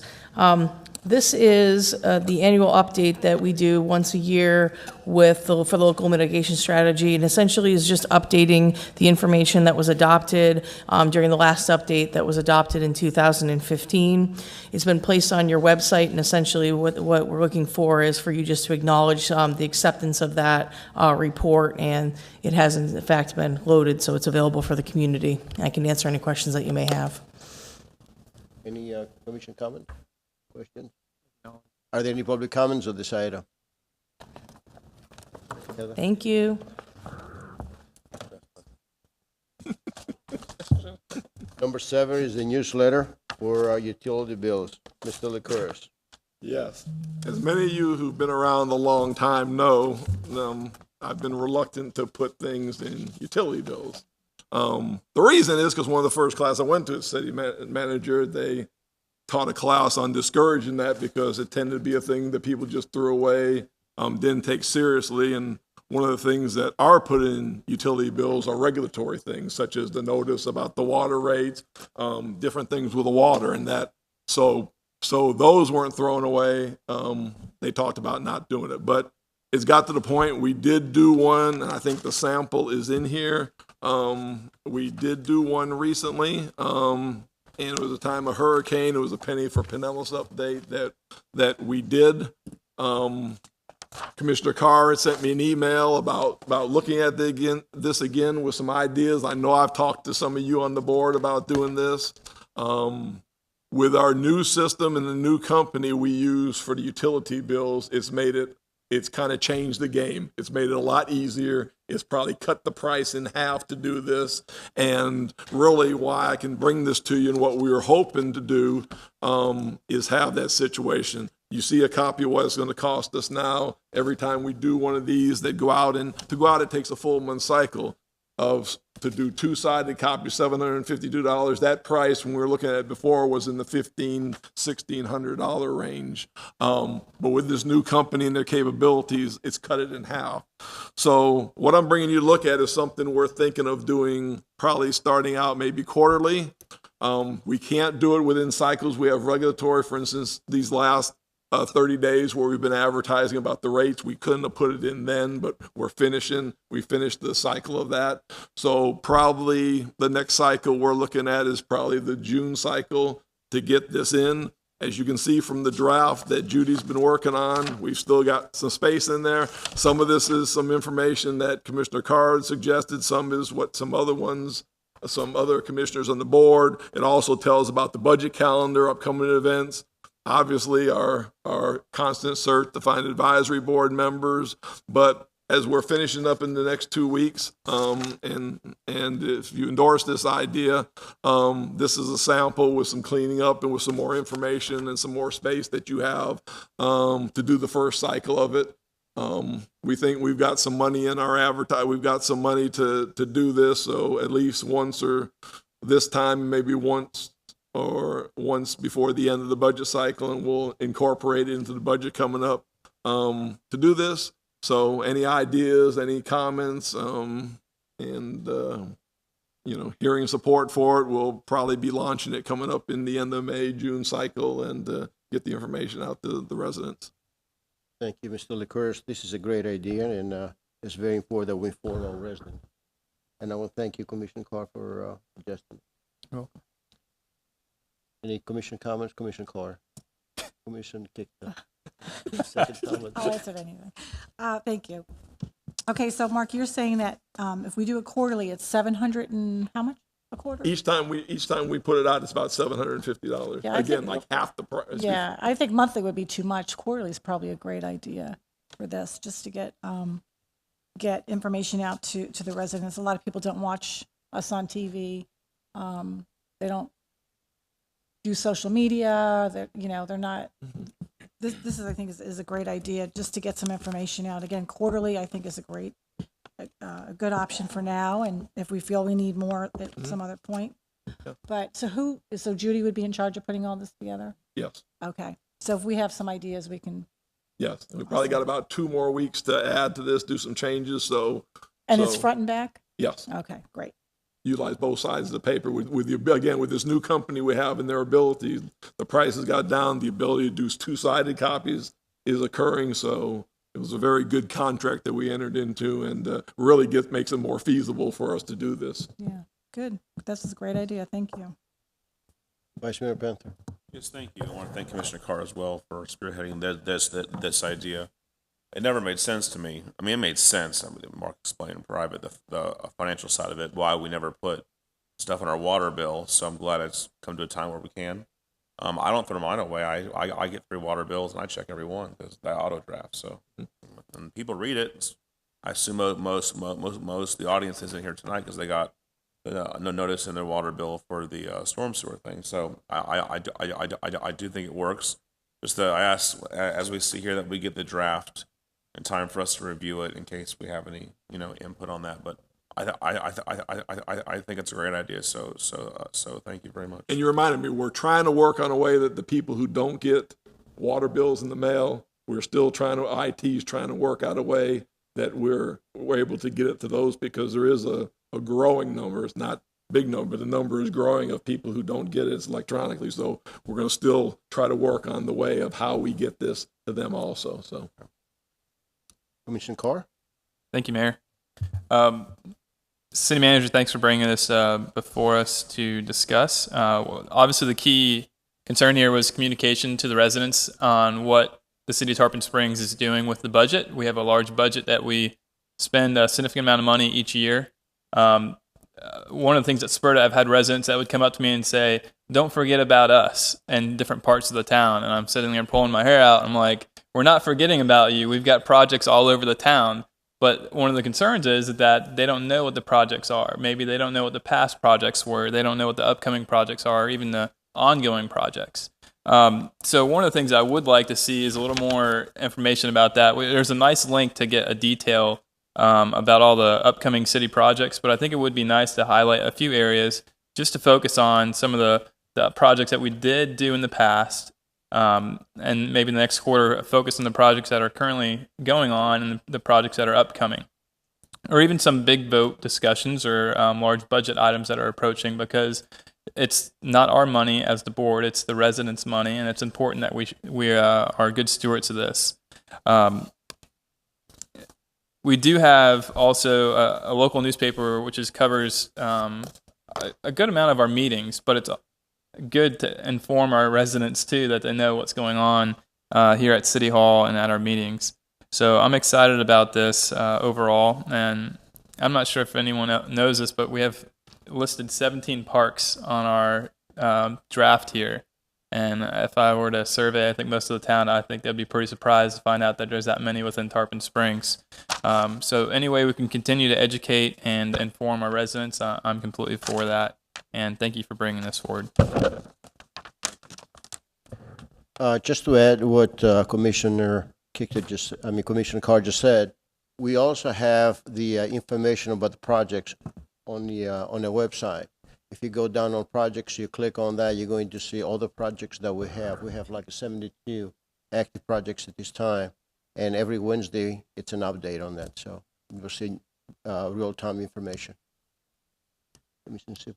Thought you forgot me. Thank you. Yes, I think it's a great idea. It's been brought up in the past by residents, actually, that we do this in the water bill, and I think we've talked about it or looked at it. And a way to get to the people who don't get the bill, I think, Mark, is important, because I know a lot of us don't. But no, I agree we should do this. We had a gentleman tonight talk about something that's interested him as far as a project going forward with streets. And again, on our website, we list a lot of these things because it helps to know the past and where we are and what the future is, and exactly what our plans are, and this also will help to inform our residents. So thank you. Thank you. The other thing we're trying to get out is the city help email.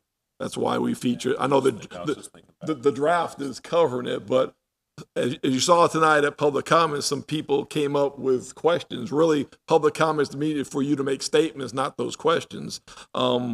we hear forever, well, we call City Hall, but we don't have any idea who to talk to, or we get transferred from the department. This City Help email that we're going to be advertising in here, it goes to multiple people. So when you send a question, what's going on with this project? What's the idea when Belcher Road's getting on? What's going on out on Gulf Road? When you send this, it goes to multiple people, including myself, the city clerk, different project people. You get an answer pretty much immediately within the same day or later, because so many people get it if they don't see an answer. And that's where, again, Judy Staley is one of the ones to coordinate, and she'll give us something for Public Works, like we had some this week about, we saw a truck go by for the garbage. My garbage said, why did the truck go by? And we were able to immediately answer them that a second truck was going to be coming by.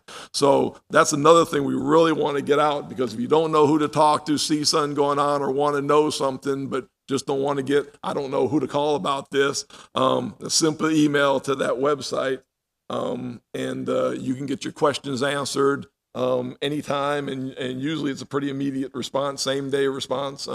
Even on the weekends, if I see something on the weekends, I'll even answer people on the weekends if it's needed to be answered before Monday morning, just because it goes to so many people. So that's some of the stuff we're really trying to get out. And like you said, on the projects, our project manager updates that every Wednesday. So when you're looking at it, you're not seeing a list of projects that's been on our website for 3 months. If there's any updates on it, he will update it every week about where we are on there and stuff. So those are two of the biggest things we want to get on this email and get the information going. Are there any public comments on this item? Hear none, thank you. And we are now going to the consent agenda. Item number 8 is the minutes. A is January 23rd, 2018, the regular session. B is February 6, 2018, regular session. C is February 6, 2018, special session. D is the February 20th, 2018, regular session. And 6 is March 6, 2018, regular session. Number 9 is satisfaction and release of liens. Number 10 is special events. A, flags for freedom, May 19, 2018, and B is the Special Olympics, Pinellas County, on June 23rd, 2018.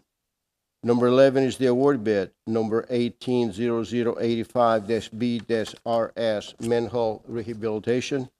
Number 12 is the authorized execution of statewide mutual aid agreement with the Division of Emergency Management. And number 13 is the increase and renew file number 170127-ANDES-RS, citywide Ethernet and related services.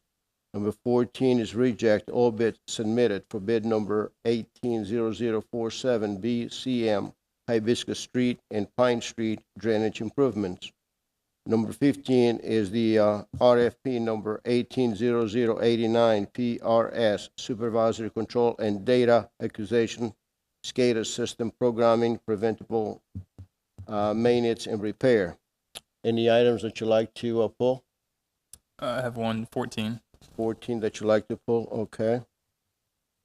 Are any comments on the items A through 15 with the exception of 14? Are there any public comments on those items? Items 8, 15 with the exception of 14. I need a motion. Motion approved. Second. And roll call, please. Commissioner Carr? Yes. Commissioner Kikta? Yes. Commissioner Sieber, Yes. Vice Mayor Banther? Yes. Mayor LaHousas? Yes, thank you. Item number 14, Commissioner Carr. Thank you. I'm not sure who could talk on this, Mark.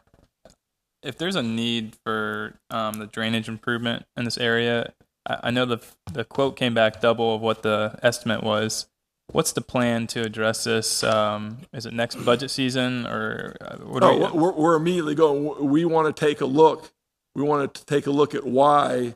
We had an engineer's idea and a price that was double. Why is that? Is there something with the bid that we put out? So it's going to be immediately looked at, see what's in it, and if it's something, if there's some reason that it's going to cost that, we'll be able to do this again right away. But we don't just want to take a bid that's double before we do a complete reanalysis on it and see, what it was. If it's something of the bid or something too small a project for people to go to. Sometimes when it's too small of a project, it's like, so we want to examine all those things, but it's not something that's going to stall that project. We just want another crack at seeing it, maybe going out for another bid. And then if we find the bid go out a second time is there, then we'll need to do it. But we don't want to spend the money unnecessarily. But it may be the case pretty soon that maybe there is a reason why we're not going to be able to get it what the original engineer. But hopefully we can find out what the issue is, fix it in the bid, and come in with maybe a price, a little higher than the engineer's estimate, but not double.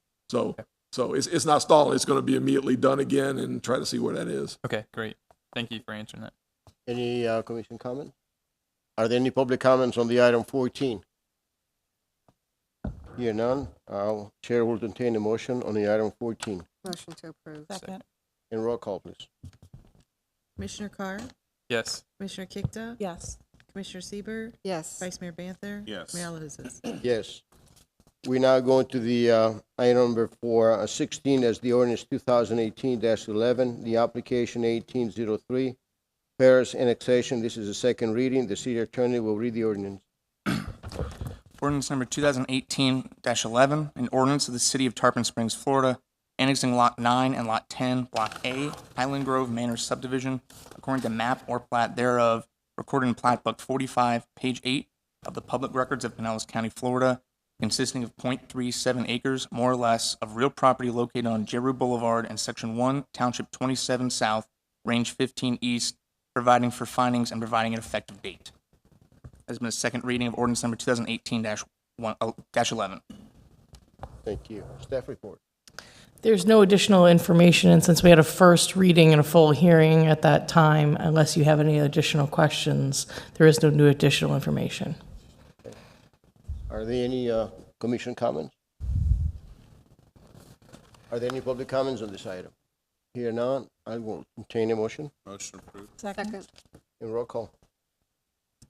That ordinance was published by title only with the map on March 30th of 2018 and April 22nd of 2018 in the Tampa Bay Times. Commissioner Carr? Yes. Commissioner Kikta? Yes. Commissioner Sieber, Yes. Vice Mayor Banther? Yes. Mayor LaHousas? Yes. Thank you. Thank you. Now we go into the item number 17, which is the ordinance 2018-08, water and sewer rate adjustments. This is the first reading. City attorney will read the ordinance. Ordinance number 2018-08, an ordinance of the City of Tarpon Springs, Florida, amending portions of Chapter 20 of the Code of Ordinances of the City of Tarpon Springs, removing references to past impact fees, increasing the tap-in fees for new reclaimed water service, decreasing the rate of increase for water rates for fiscal year 2019, October 1, 2018 through September 30th, 2019, increasing water rates each year beginning on October 1, 2019 through September 30th, 2028, establishing a flat monthly sewer rate, decreasing the rate of increase for sewer rates for fiscal year 2019, October 1, 2018 through September 30th, 2019, increasing sewer and reclaimed water rates each year beginning on October 1, 2019 through September 30th, 2028, and providing for an effective date of this ordinance. This ordinance was advertised in the Tampa Bay Times on May 8th and May 11th, 2018. This has been the first reading of ordinance number 2018-08. A second reading will be on May 22nd, 2018. Mr. Smith, staff report. Good evening, Honorable Mayor and Board of Commissioners. This is Paul Smith, Public Services Director. We're bringing ordinance 2018-08 in front of you tonight to recommend specific changes to the City Code of Ordinances, Chapter 20, having to do with water and sewers. Specifically, we have some changes we recommend, including a rate plan, a new 10-year rate plan, and also some associated changes, which I'll go through in this presentation. So our recommendations are, as I mentioned before, approving ordinance 2018-08. What's involved here is decreasing a previously approved rate for fiscal year 19. It was previously approved at 6.75%, and we're recommending it reduced to 5% for that year. And then following years would be 2.9% rate increase for fiscal year 20 through 28, which represents an inflationary increase to cover the increasing costs of goods and services that we meet in providing our services. We also recommend applying those same increased rate plan to the reclaimed water Reclaimed water is currently 95 cents per thousand. It hasn't been changed in about 25 years. It's recommended that this moderate increase plan be applied to that so that it follows those same increases in costs. We also recommend increasing the meter tap-in fees from $300 to $350 for reclaimed water to reflect the cost of the materials for that installation. We also recommend establishing a flat monthly sewer rate for those without water service. The bills are based off of the water meter reading, so those places without water meters, there has to be some sort of fair charge, and the flat rate is what is recommended for that situation.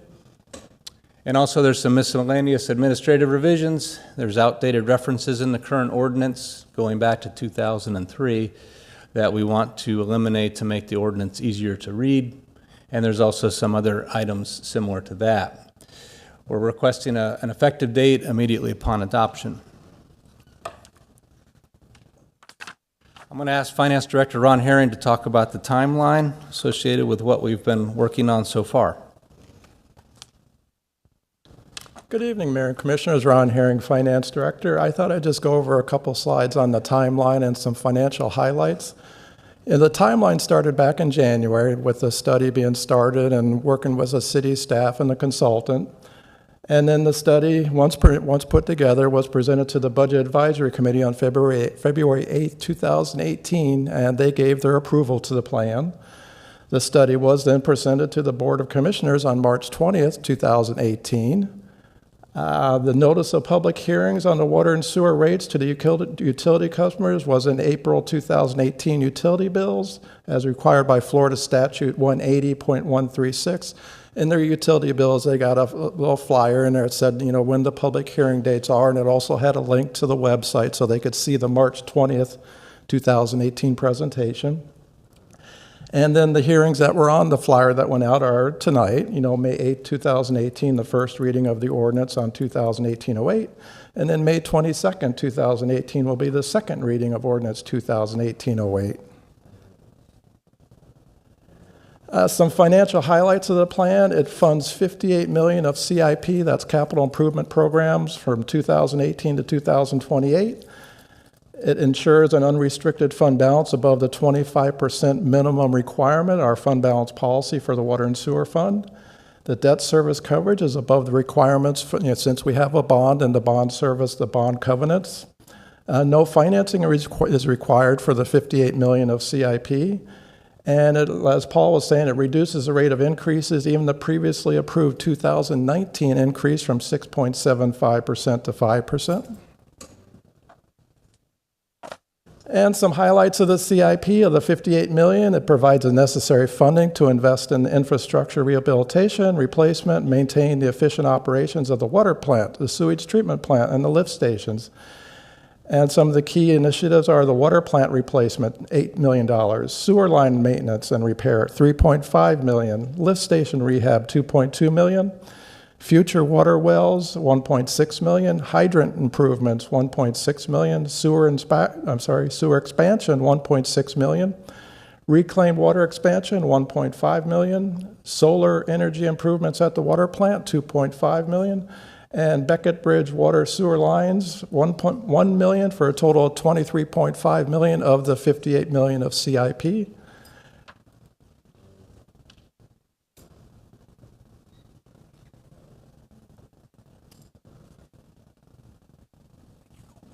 Oh, I'm going the wrong way, sorry. I don't have my glasses on, sorry. I think that's back to you, Paul. Thank you. One of the things we did in performing this study is we wanted to compare the rates to the area utilities. There were 28 area utilities that we looked at in Hillsborough, Pasco, and Pinellas counties. We utilized, for an apples-to-apples comparison, 6,500 gallons of monthly average usage. That represents about the average citywide for water use.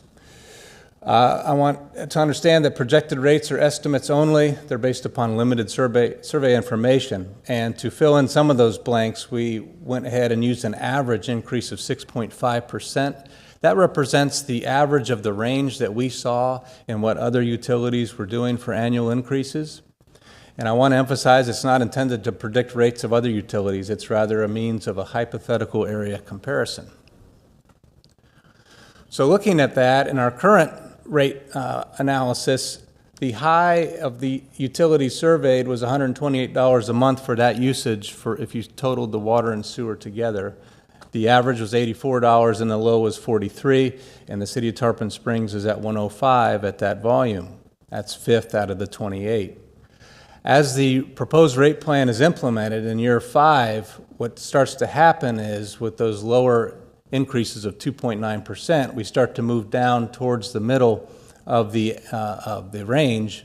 And finally, by 10 years, we're actually less than average with this proposed rate plan.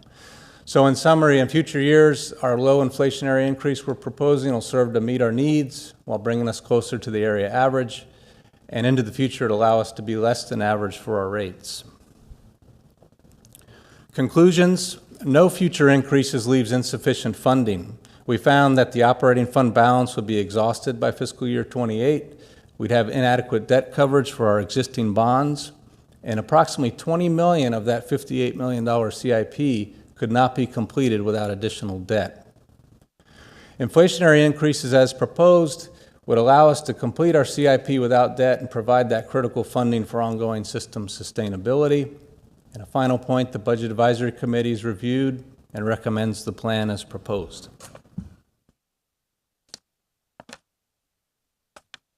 With that, I'll turn it back over to you, Mayor. Thank you. Thank you, Mr. Licouris, Mr. Smith, Mr. Herring. I want to thank you all for conducting the study, and we are able to reduce the water and sewer increase rate from 6.75 to 5.0 for 2019. And then for 2020, it dropped it even further to 2.9. I think it's great. And again, the question that everybody has is how we compare ourselves to the other cities. And you had a perfect example. I would thank for that, because we want to make sure that people understand that our rates are going to be average and even better than average. So I want to thank you for your work. Mr. Licouris, please say thank you to everybody. I will. Thank you. Vice Mayor Pell. I have no comments, but I'm sure people here want to do public comments, so maybe after public comment, we have some more comments. Okay. I was hoping that we would have public comments first and then. Okay. And you? Oh, wait. You wait. Okay. Any public comments on this item?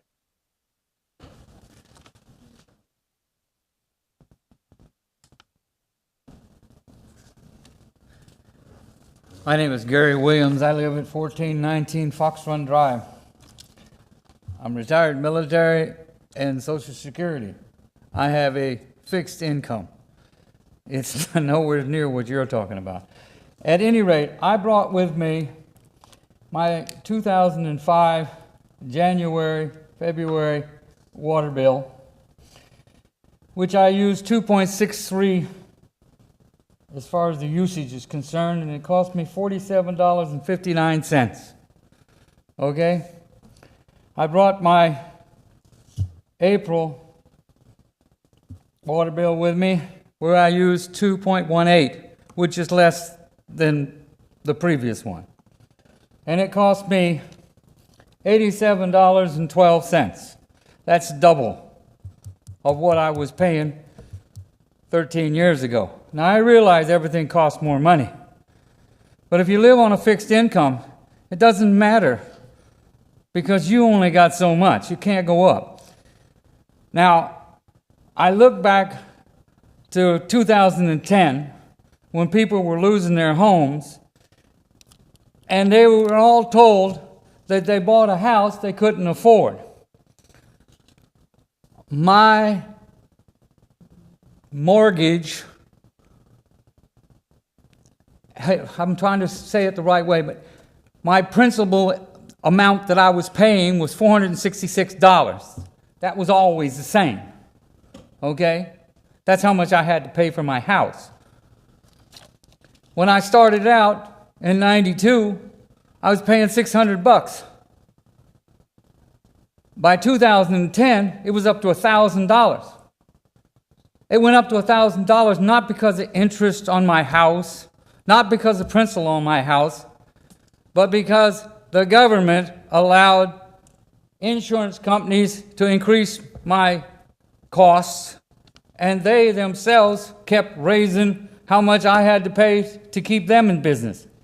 So as you do your thing, whether I'm right or wrong or anything else, just remember some people don't have the luxury of having more money to pay more money. We just got what we got, and that's all we're going to have until the day we die. Thank you.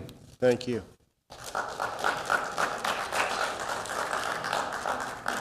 Any other public comments? And please do not do any clapping. Go ahead, ma'am. Isabella Szepelska, 1101 East Oakwood Street.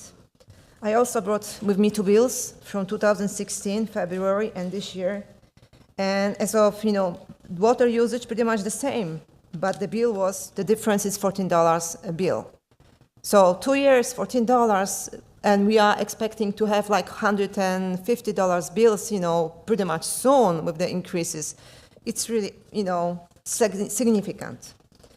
My question or the concerns are, I remember that there was a plan for this unsalination water facility, that we were promised that there will be no increases, that our water bills will be low comparing to other cities. So what's happening with this? We have probably a facility that is working, but still we are expecting some increases. Secondly, when I purchased my home 15 years ago, there was a time that there was this, sewer project. I was charged over $1,800 for the impact fees, and I had to destroy 1-year-old sewer system. I bought a home with a new sewer system that had to be pretty much demolished. And from that time on, I was being charged sewer fees. When you actually do a small calculation of $35 on average a month for the sewer that I'm paying over 15 years, it costed me over almost $6,500 just for having sewer project done by the city. I think it's a substantial amount of money for the city to collect from the taxpayers or from actually residents. And I don't think that those increases should be justified. And again, there is this sewer project going on again in our neighborhood. And I'm having actually losses because, as I mentioned, I have cracks in my homes, and I have trash bag, front yard, etc.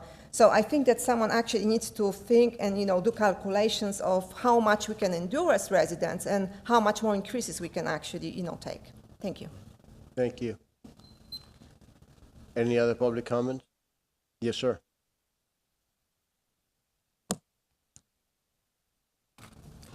My name is Gregory Barnes. I live at 1281 Windy Bay Shoal in the new Tarpon Key community up here in Tarpon Springs, Florida. Thank you, Mr. Mayor, commissioners, and city officials for hearing us today on an issue we've been dealing with in the Tarpon Key community for a few years now. To be blunt, our water bills are excessively high, so much so that some of our neighbors are considering moving away from Tarpon Springs. I was born and raised in this area, but my military assignments required me to live in various parts of the country. On my last assignment in Arizona, where there are scarce amounts of water and the water came from different states, my bill never reached over $65 a month. Likewise, many of our residents are from other parts of the country and even other parts of Florida and never had to endure $300, $400, $500 or more water bills on a monthly basis. If this example of 6,500 gallons is average, if I use 6,500 gallons of water a month at my house, I would be charged $1,500. Personally speaking, my water bill is over 31% of my utility bill. It's more than my electric bill, it's more than my gasoline bill, my family cell phone and data plan bill. Many months it's more than my cable and internet package. Something is not right when your water bill competes with a new car payment. You know, it used to be the two highest expenses or investments a person would make in their life is their home and their automobile. Here in Tarpon Springs, it's your home and the water. Along with the current excessively high water rates, there are building concerns too, concerning the citizens who do not have reclaimed water, like many of us, and there's many of us in the Tarpon Key community that are here. The sewer rate seems to be based upon total water consumption, when we know that not all residential water is going in the sewer system. This type of false assumption allows the city to knowingly overcharge its citizens, and we can't do anything about it. Also, shouldn't there be a line item on the invoice for the cost of garbage collection? Because I don't understand where that's being charged or how that's being paid. I don't see it in any bill. It's like it's invisible into the utility system. We fear the data is being represented to you unrealistically. We could have the water department give you a listing of actual billed amounts in Tarpon Key community versus other communities. I'd like to know, are you aware and are you comfortable with residents spending $300, $400, $500 or more a month on water? Especially when other communities and other people, we've asked, all of our neighbors, we've all asked other people who live in Tarpon Springs, what's your water bill? They must be on reclaimed water because it's significantly less. Many times it's under $100 a month. We could look at the difference in the water usage rates with the citizens with reclaimed water versus those without reclaimed water. We believe the evidence will show a remarkable difference. We know that not all water is going into the sewer system, and we shouldn't be charged for it like it does. Some of our citizens or residents have even inquired about adding an additional meter to measure irrigation water in an attempt to avoid an improperly charged sewer fee. Yet with irrigation meter, this water from the exact same water source is charged at a higher rate. It actually defeats the purpose. So in closing, we, my family, and I'm sure many of the other Tarpon Key communities, we wholeheartedly do not support increased water rates when the current rates are too high, our budgets are stressed, the building system is far from perfect. We really need some relief, not more pain. We urge you to vote against any future water rate increases. Thank you. Thank you. I would appreciate it if you guys don't clap and just comment on the item. Thank you. Please.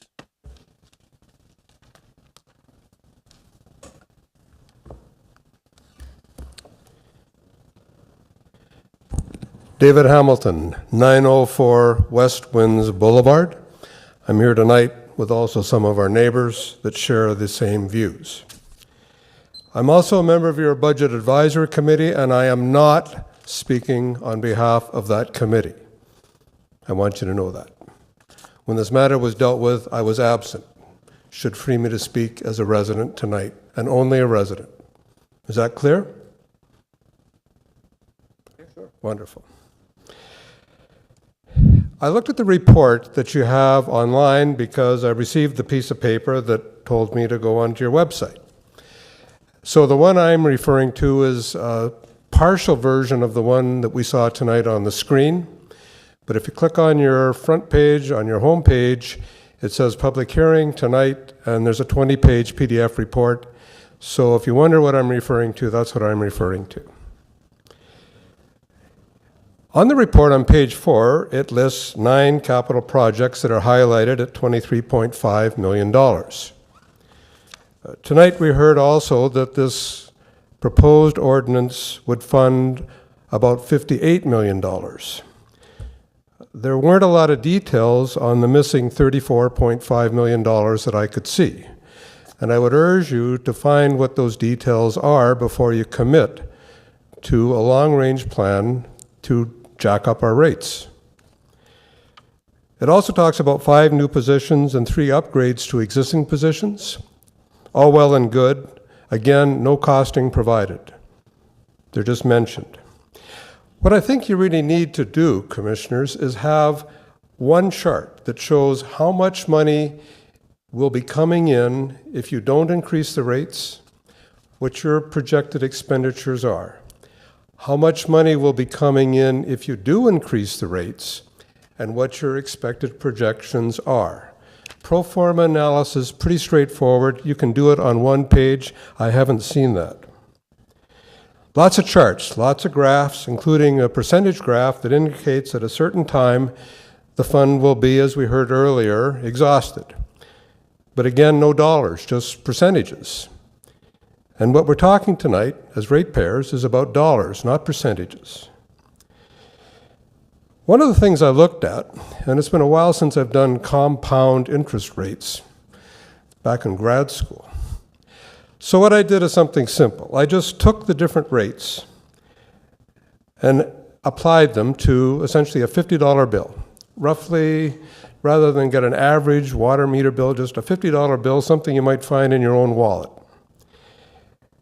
and added your annual increase that you're proposing to that $50 bill, and at the end, the $50 bill required $66.54. Well, it doesn't sound like a lot of money, and percentages sound innocent, but the ordinance, from my math, and I stand to be corrected, means that if you approve this, you're approving a 33% rate increase in the water bill by the end of its life cycle. Think about that. Nowhere did I see any of the compounding analysis. You should know what you're voting on.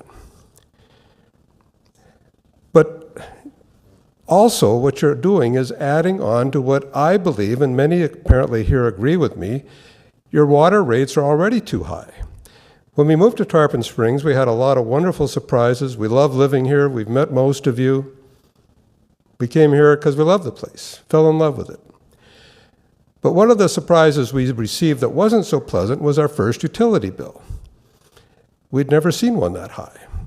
Yes, there's other things rolled into it, including garbage and sanitation, but we've lived elsewhere, and all these things are there. But water and sewer stood out as high.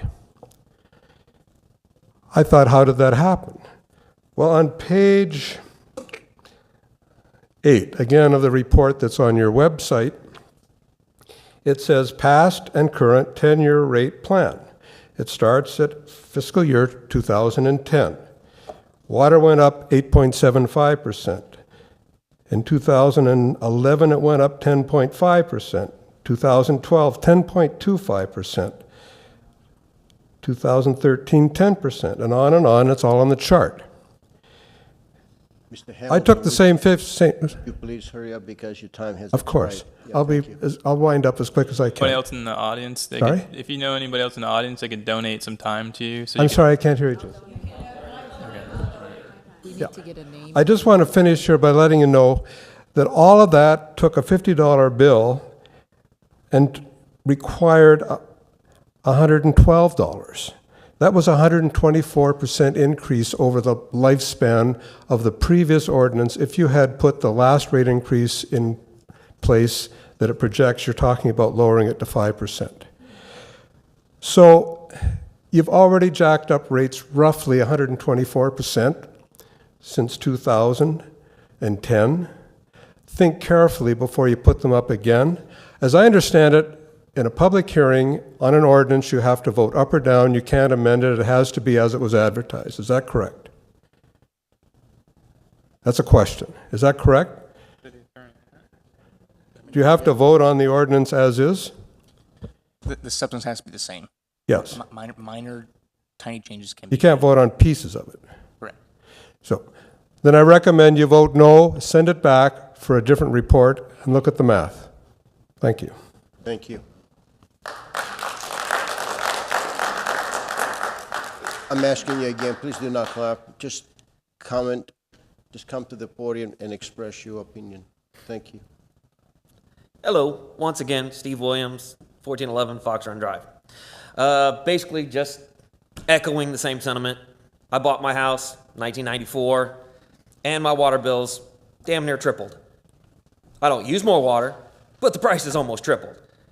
Because if you check your minimum, it used to be $30. What's the minimum now? Guarantee you it's nowhere near $30. What are we spending this money on? Because in the time that I've lived here, I haven't seen that much that would show me the need for my water bill to triple.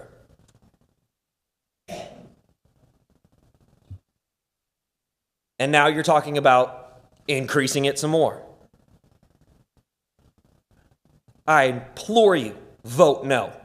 Find a way to fix things, maybe at a little slower rate if necessary, but quit passing the buck and raising our bills. Thank you. Thank you.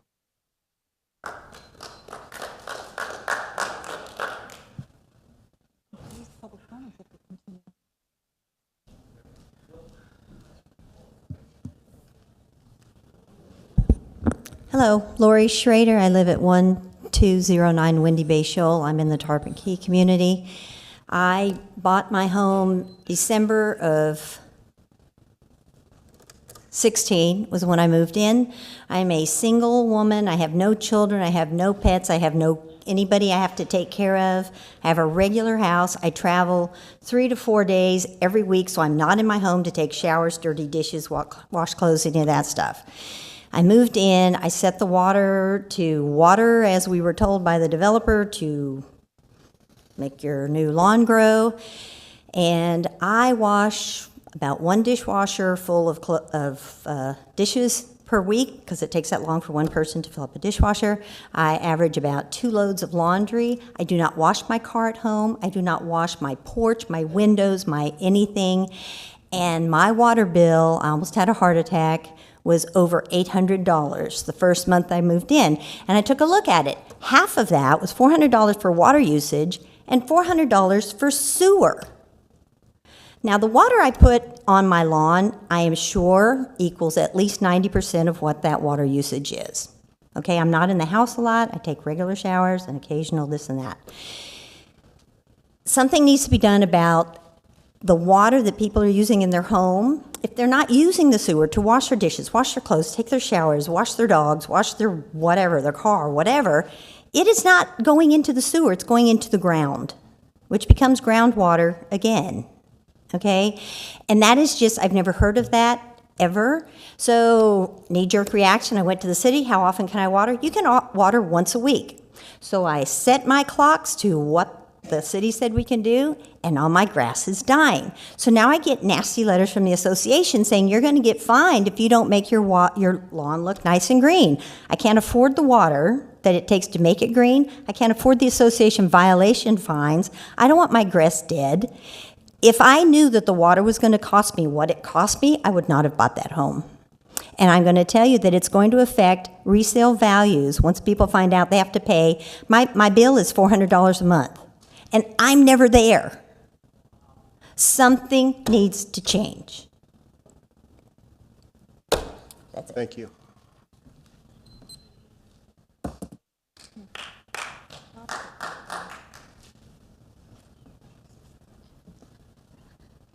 Thank you all.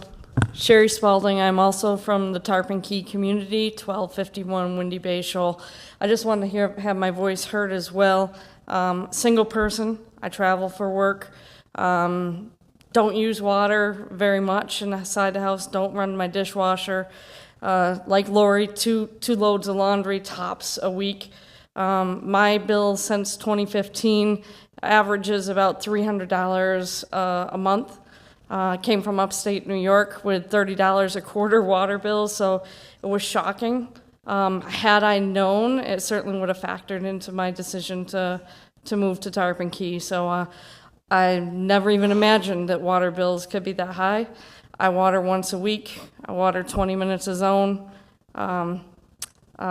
Just don't understand how we can get people to come to Tarpon Springs and stay with the water bills the way they are. Thank you.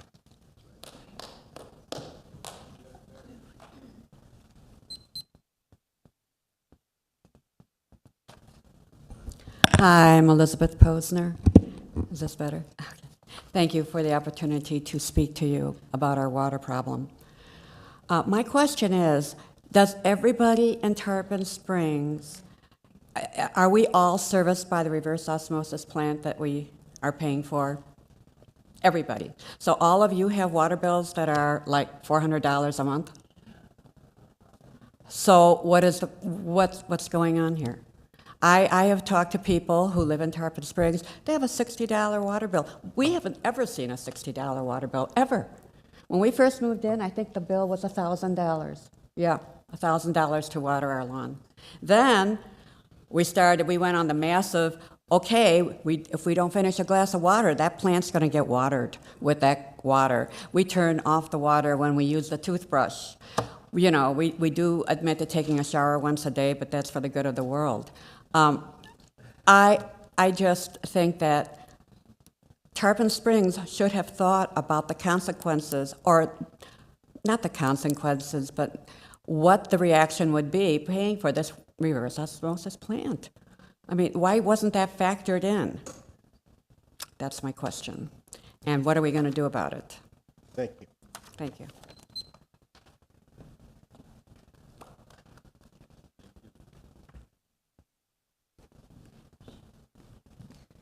Wendy Corsato, 616 Palm Avenue, Tarpon Springs. I'm echoing everything that everybody's saying here. The sewer usage, the charges, I don't understand it. We're putting very little down our sewer, yet we're paying for it, and we have, you can look it up and you can see how many times the water people have been at our house constantly over issues with just dirty water. I've been living there for 29 years, and we've had problems. The water department's been phenomenal, wonderful. I applaud them. They've been kind and helpful. But yet, it's very frustrating to have to pay these bills. And my suggestion would be, all of you are very smart. That's why you're here, creative people. Come up with an idea for the people who aren't using that, putting it down the drain. Come up with something creative, you know, to help the people that aren't doing it. There's got to be an answer. There's got to be a way. Thank you. Thank you, ma'am. Any other questions? Any other comments? Do we have any other public comments on this item? Vice Mayor Panther? Yes, thank you. I want to thank you all for coming here tonight. I know it's late, and I'm sure you all have better things to do. I'm not naive enough to think anything I say besides voting no is going to please you, but I want to give some perspective. I know when my wife and I were looking for a new home about 2 years ago, we looked at Tarpon Key because it's beautiful property there, but it was too expensive. So we looked over in the Sunset Hills area, and we live off of Oleander, one river from this gentleman right here. In our due diligence period, well, like everyone does, we got copies of the water bill of the house we were going to buy, and it was like $500 a month. And I said, you know, this is crazy. I lived in a condo for 10 years here in Tarpon, so I wasn't used to this. And it was because it's a quarter-acre lot, and it had a huge lawn, etc. So we obviously had a well dug, and that's what waters our lawn. I'm not sure if you all can do that in Tarpon Key. I don't know if you have HOA covenants that prevent that. Okay, you know, I'm not here to tell you what to do, but that's something I would address with your HOA. That was the only way. Please don't clap. That was the only way that we, in my house off Oleander Drive, to prevent a $500 water bill was to dig a well. It costs about $2,000. That's not cheap. But I don't plan to move again. You know, so and my wife waters the lawn like it's gonna die tomorrow. So in my water bill is about $150 a month, and I have two young daughters. We're doing laundry every day. So it was the irrigation well for us that really was the answer. So again, if you have HOA covenants against that, no, I can't speak to that. Your HOA covenants supersede our ordinances. But if I was a resident in Tarpon Key, which is a very beautiful community, I would bring that up if you have the ability to. Of course, you know, you got to know if there's well water there to begin with. But say you can't do that. As far as not increasing the water or not going in any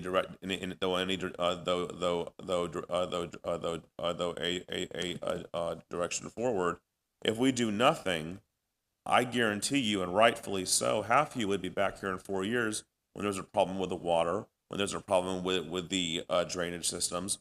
That's what we have to support water and drainage in the city. And if you look at the averages, we are well within the median of Tampa Bay.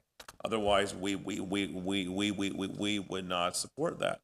So, you know, I would look into getting that changed where you can dig a well, because I was in your same situation with that high of a water bill, and that's what saved me. And if we do nothing, that's not an option. We are a full service city. We're not Tallahassee and DC. We can't just print money. We have to have money to support operations. And also, if we have this reverse osmosis plant, we'd have very little control over the quality of your water and how much it costs, because we would be purchasing it from Pinellas County. So, well, I'm not trying to sugarcoat something, and a water increase is great. If you look at the grand scheme of things, I would prefer having something that we have local control over, as opposed to buying it from the county, where we have no control over that. So my first thing would be is to look into a well for irrigation, and then realize the bigger picture that if we don't fund and save for future improvements, we're going to have problems. Thank you. Well, thank you. And I want to thank all of you for being here tonight. I know you're all, concerned about the situation. I as well have a well in my yard. So, and I'm hearing all of your cost of your bills, and I'm just like, oh my goodness. I have only a two-person household, and my bill, remember, it's water, sewer, and garbage, and it's what, $90 to $100 a month. So when and you're throwing out 400 and more, and I just, I understand where you're coming from, but my first, as Commissioner, as Vice Mayor said, the first thing I would do is call a board meeting and get the community together and see if any of you can put wells in. And I only water once a week with my well anyway, but I use 2 loads of laundry a week, once a week with the dishwasher. I mean, like I said, so, and I'm not home a lot, but again, I believe that's what the issue is the us having well water, and it's not reclaimed because I don't have reclaimed in my subdivision. So I think, that looks like that is what the issue is. But if you look at the increase that we're talking about, we originally was approved for 6.75, and now we're taking it down to 5, and we're spreading it out through the years to hope, to make the increase a little easier for everybody to handle. There was a question that somebody had brought to me. Is Paul here? Yeah. About reclaimed water, the cost versus the income of reclaimed water. Sorry, the cost? The cost versus the income that we receive for reclaimed water. Well, reclaimed water is not a moneymaker, that's for sure. I don't have exact figures, but to give you a sense, reclaimed water is about 1/20th the cost of adding water plus sewer together. It certainly doesn't pay its own way, but it is a very environmentally conscious way for us to reuse our treated wastewater. So for that reason... Okay, so we're absorbing some of the cost. Yeah, we keep the pricing low. And I support reclaimed water. I think every community, we're expanding it little by little, but is that what can be driving up some of our rates? Yes, one thing I have to say, I don't know for sure if this development is annexed into the city or not. Because if you're not annexed in the city, there's a 25% surcharge on water and sewer rates. Are they? Okay. I was thinking that might be part of the explanation. But I will say this, I think a lot of the concern, you all explained it very well, but it's with the structure of the rates. It's a conserving water rate structure. It's called an inclining block structure. And what that means is there's the essential use, the use that you need to live, your cooking, bathing, the basics. That first 5,000 is half the cost of the next 5,000. So things start to get very expensive as you get up past 5,000 and 10,000. The cost per 1,000 gallons goes up substantially. I do want to make another point, and that's supported by our water management district. In fact, it's even required if we want to get some of their funding, is that we have some sort of conserving rate structure. Another point I want to make is our structure does cap the sewer at 20,000 gallons. So after that water usage, there's no more sewer charges on residential customers. So there is a component of that in there in the structure as well. Thank you for the clarification. I had some other questions. Oh, and now that we have our own water plant, as Vice Mayor stated, these increases are probably lower than what the county would charge us. So I think, and I know it's hard, it's hard on everybody. I understand that. But honestly, if we kept buying our water from the county, I think our rates would increase a lot more than what we're asking here tonight. But I'd like to hear what my fellow colleagues have to say as well. Thank you. Thank you. Commissioner Sieber. Yes, I agree with this, as far as having our own water and having control of our own water and the cost of having our own water as opposed to buying it from the county. I think we're saving money. I noticed here that you also said something about a monthly sewer rate for those without water service, so there would be a flat sewer rate. Could you, expound on that a little bit? Yes. I understand from utility billing that this has been a longstanding practice. We're just codifying this flat rate as part of this ordinance language. So this is really nothing new from what I understand. It's just putting it into the rate code, basically. Okay. No. Did I finish? There was a question about the $58 million in funds, but there's a 25% restricted minimum of unrestricted fund balance. So I don't know if that was clear to the gentleman who talked about that. But yes, I have a household of 4 and don't come anywhere close to that amount. I was shocked at hearing your stories of what you're paying. So what the vice mayor said and Susan said about having her own well, I would encourage trying to find out if y'all can do that in your community. Would you please, we finished with the public comments? Finished with the public comments? Thank you. Commissioner Sieber, continue. There's a procedure here we have to follow. Sorry, Please continue. and I feel bad for you guys. But we're talking about not increasing it, as much as, first of all, we're decreasing and increasing, a small portion a year. It's actually going to be less money than what it would have been if we had kept it as what it is. So, but this is kind of distressing to me listening to your comments. But go ahead, you had a question.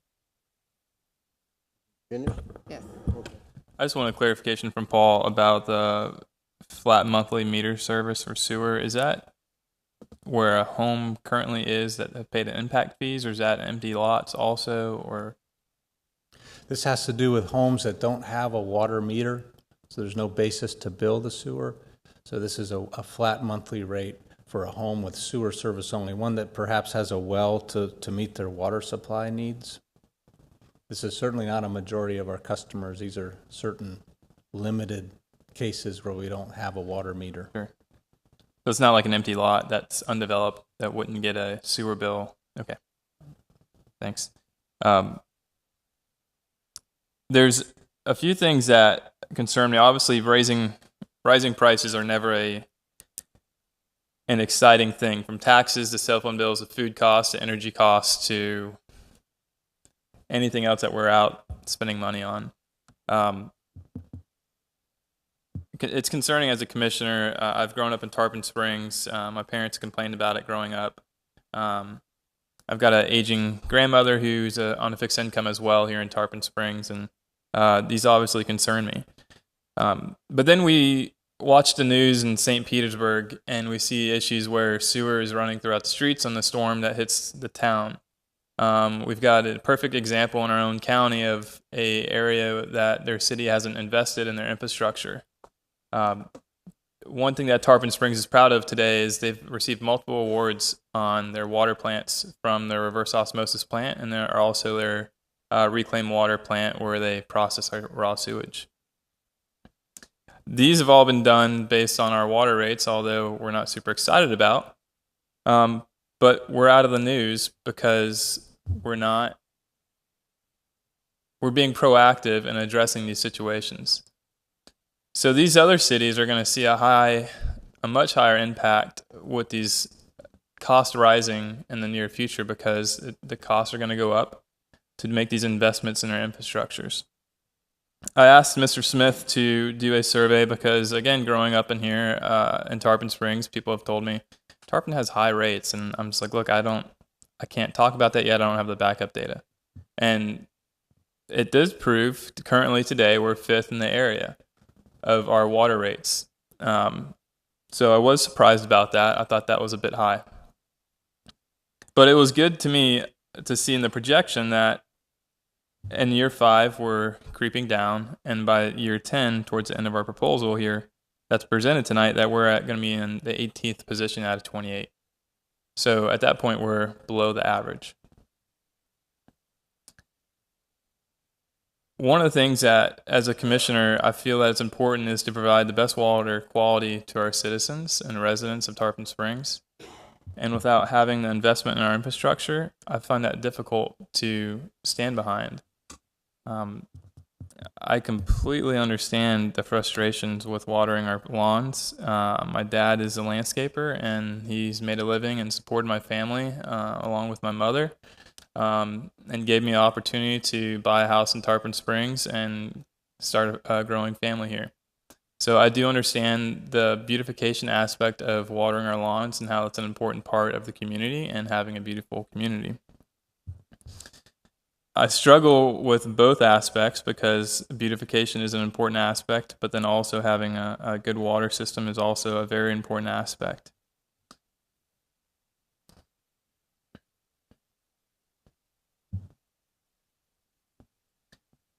I would have to say, though, in this situation, looking at the rates over the next 10 years, our average inflation rate for the cost of keeping the water plants up and running is 4.3%.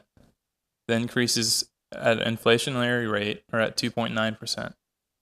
So we're just above half of what our inflation rate is that's being passed on to the residents. With that, that's encouraging to me that the full inflation rate is not at 4.3%. It also gives us the opportunity to continue to invest in additional wells in the area, to have water for our residents and not to rely on Pinellas County or Swiftmud to supply water to our residents, which is going to increasingly increase over the years. One thing I would like to ask the city manager is there are, I believe, 5 or 6 positions that are proposed. Is this something that we could look at from a general fund standpoint instead of the water bills paying these positions in the future or in this situation today? Have we evaluated that and what the impact would be at all without adding these into the water fund? Well, I'm not so sure, and we can get that information, the difference, really the positions are going to make, and we can kind of look, does that make a big deal of the difference when you're talking about the whole picture or not? It'd be tough to put in the general fund. And again, these, as you've seen before, and when they come up, these are shovel in the ground type positions to do all the projects we want to do.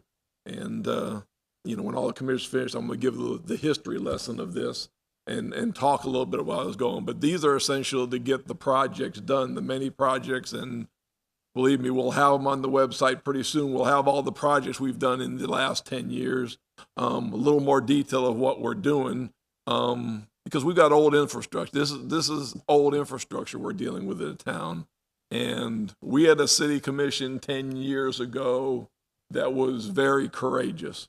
It was probably one of the most courageous commissions.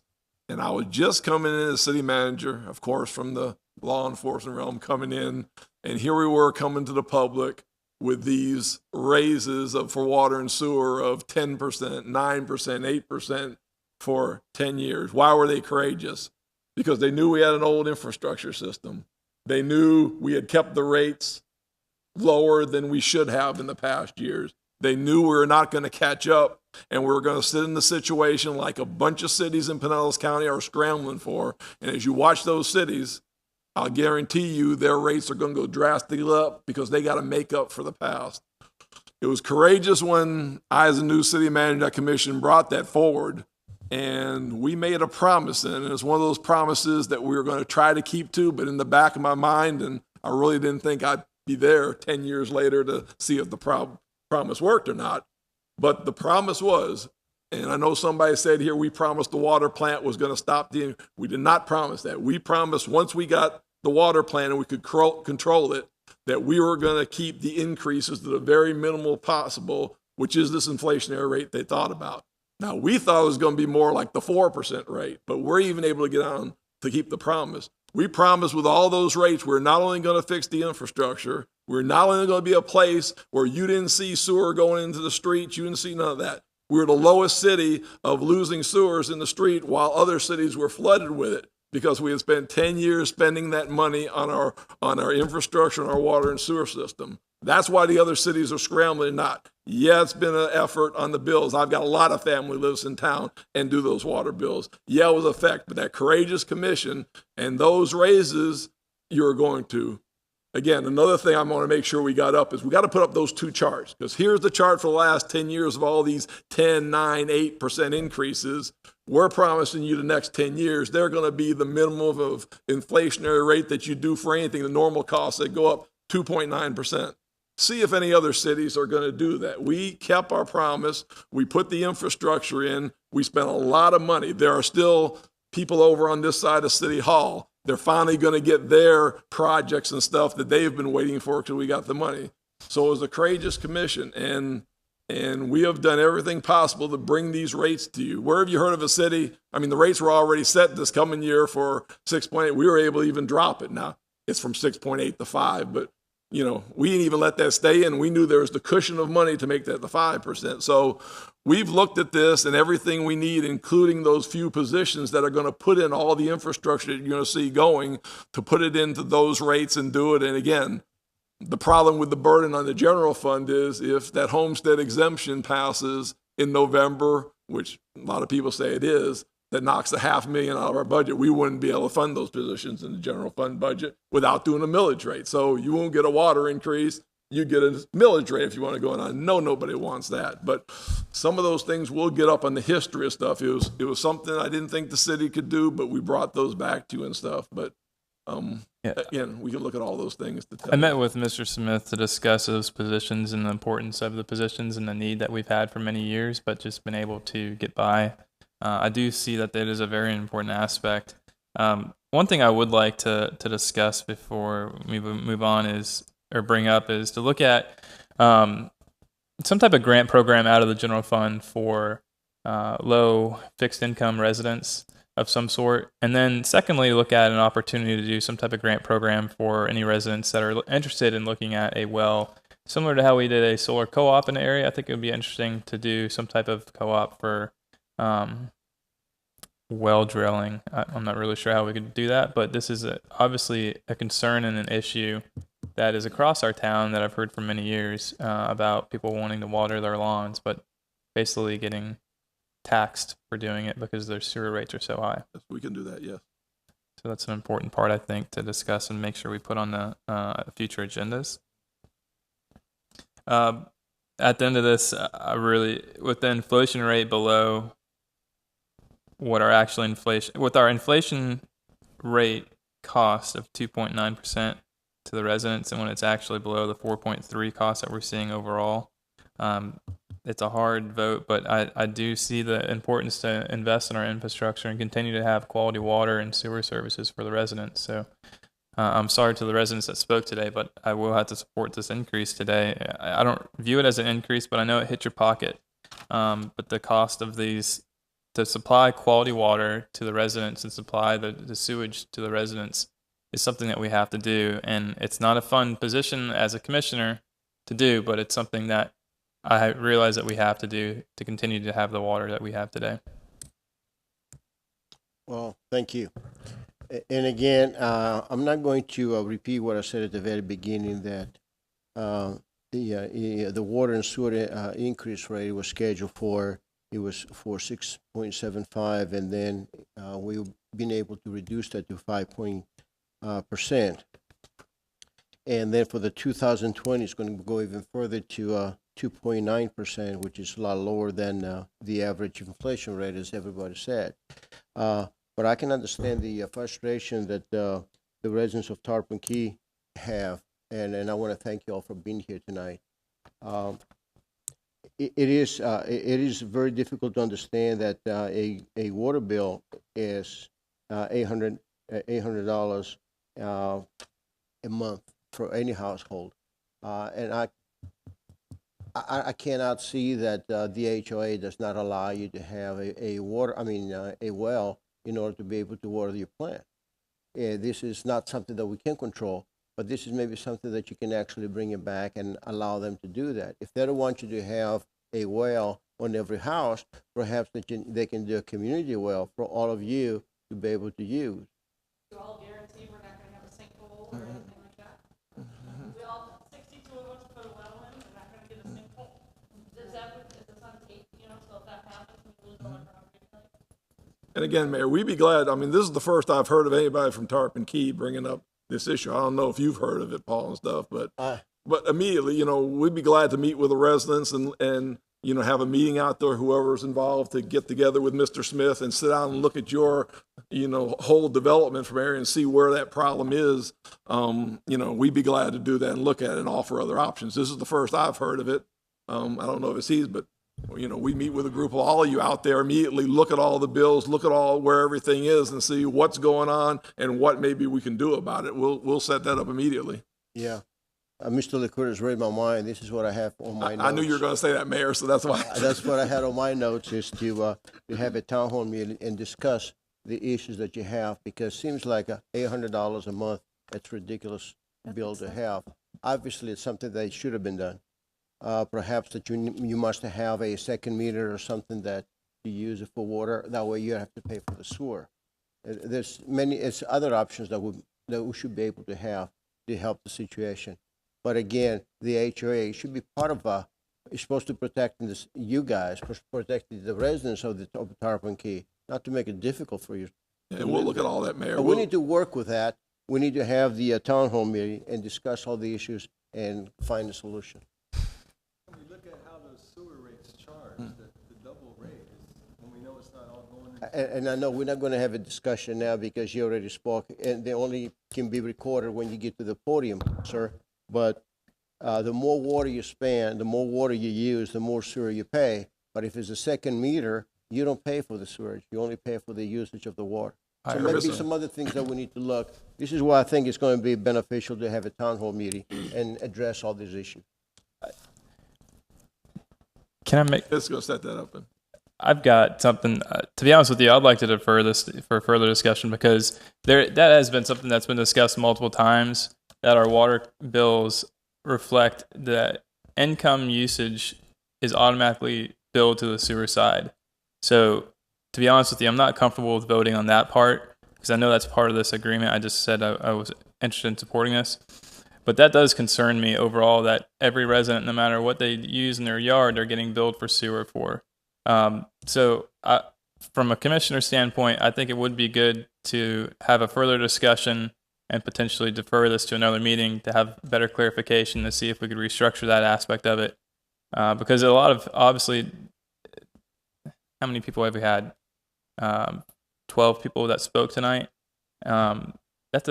We don't have that many people show up to speak at our meetings all that often. And when we have, that's a pretty good amount of people. And I'm sure there's a lot more people that impact that in the community. So I would find that it would be prudent to defer at least for another couple meetings to have a better understanding of the sewer bills. Because I don't think it makes sense. I would agree with what the residents have said about the sewer aspect. Now, I do understand the water rate increase, but from the sewer reflecting the water outflow, that doesn't make sense to me either. In addition to that, Commissioner Carr, Mr. Hamilton brought up some good points that I'd like to verify those and see what else, what can we do with that. So, Mayor? Yes. And also, the gentleman, that was on the Budget Advisory Board. I know you weren't represented. Okay. Yeah, he had some good points about instead of percentages, dollars. We want to see dollar amounts with the increases. There's instead of seeing, right. The compound. Yeah, I mean, if we could see some other, see it put to us in another format possibly.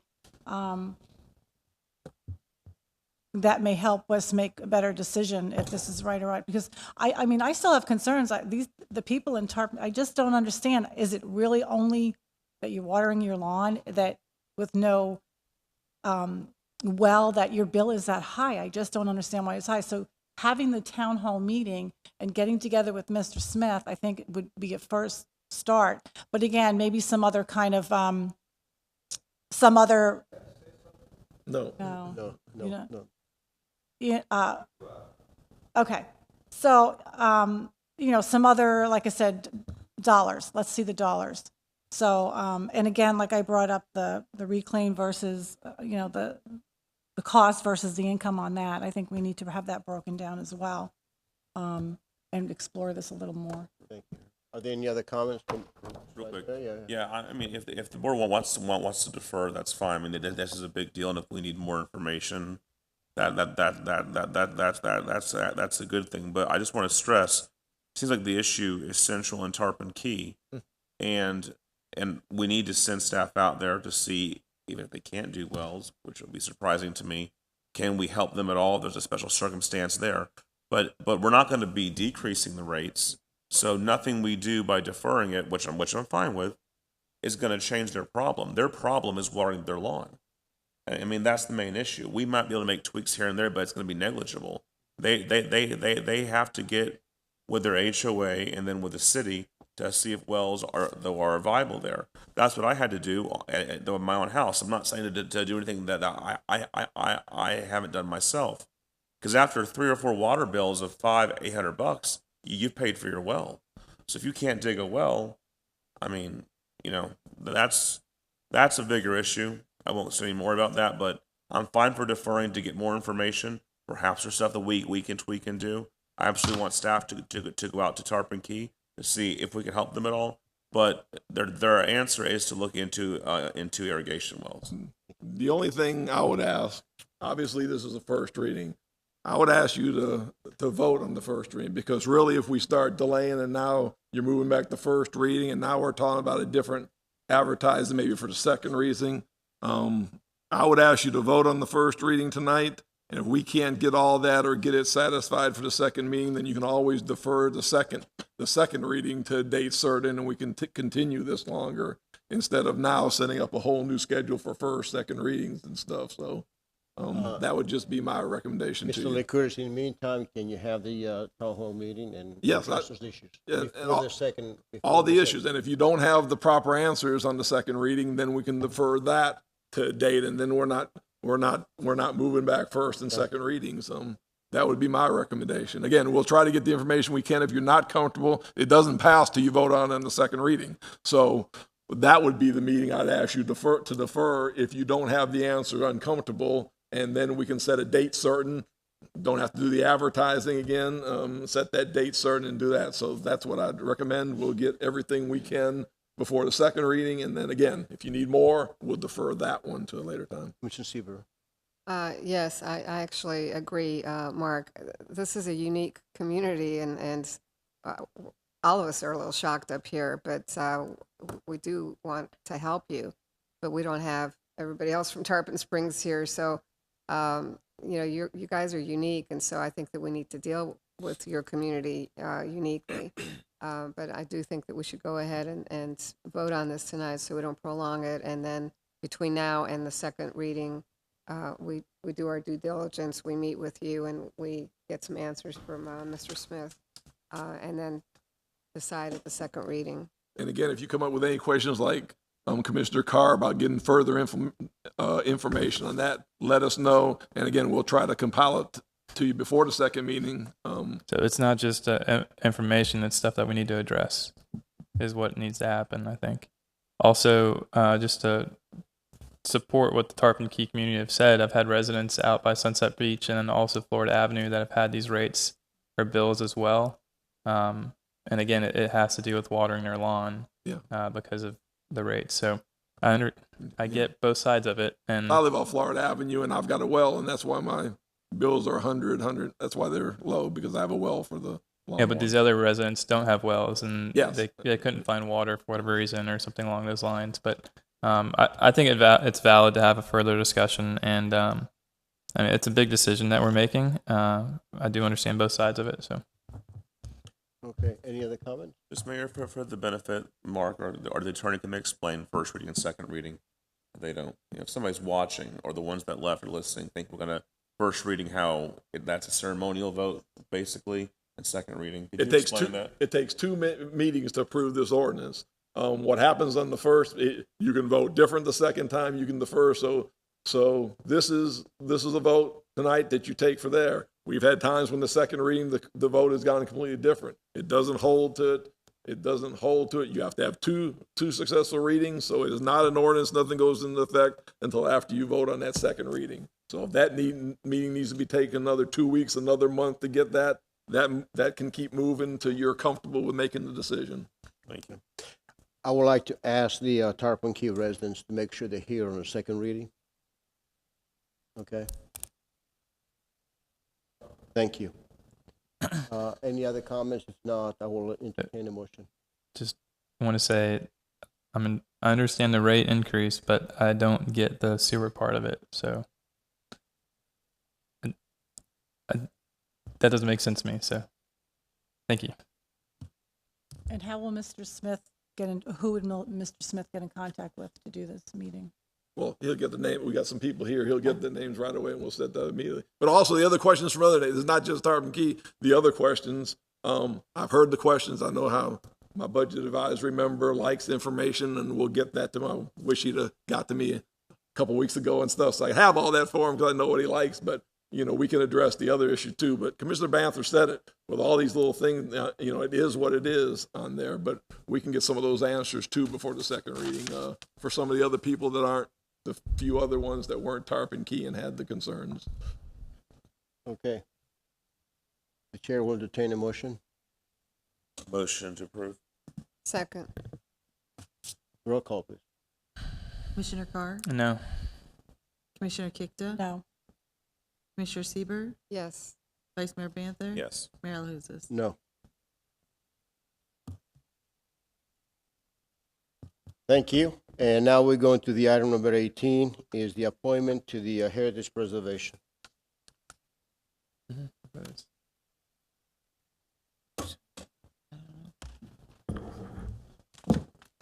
I start, Mayor, or no? Well,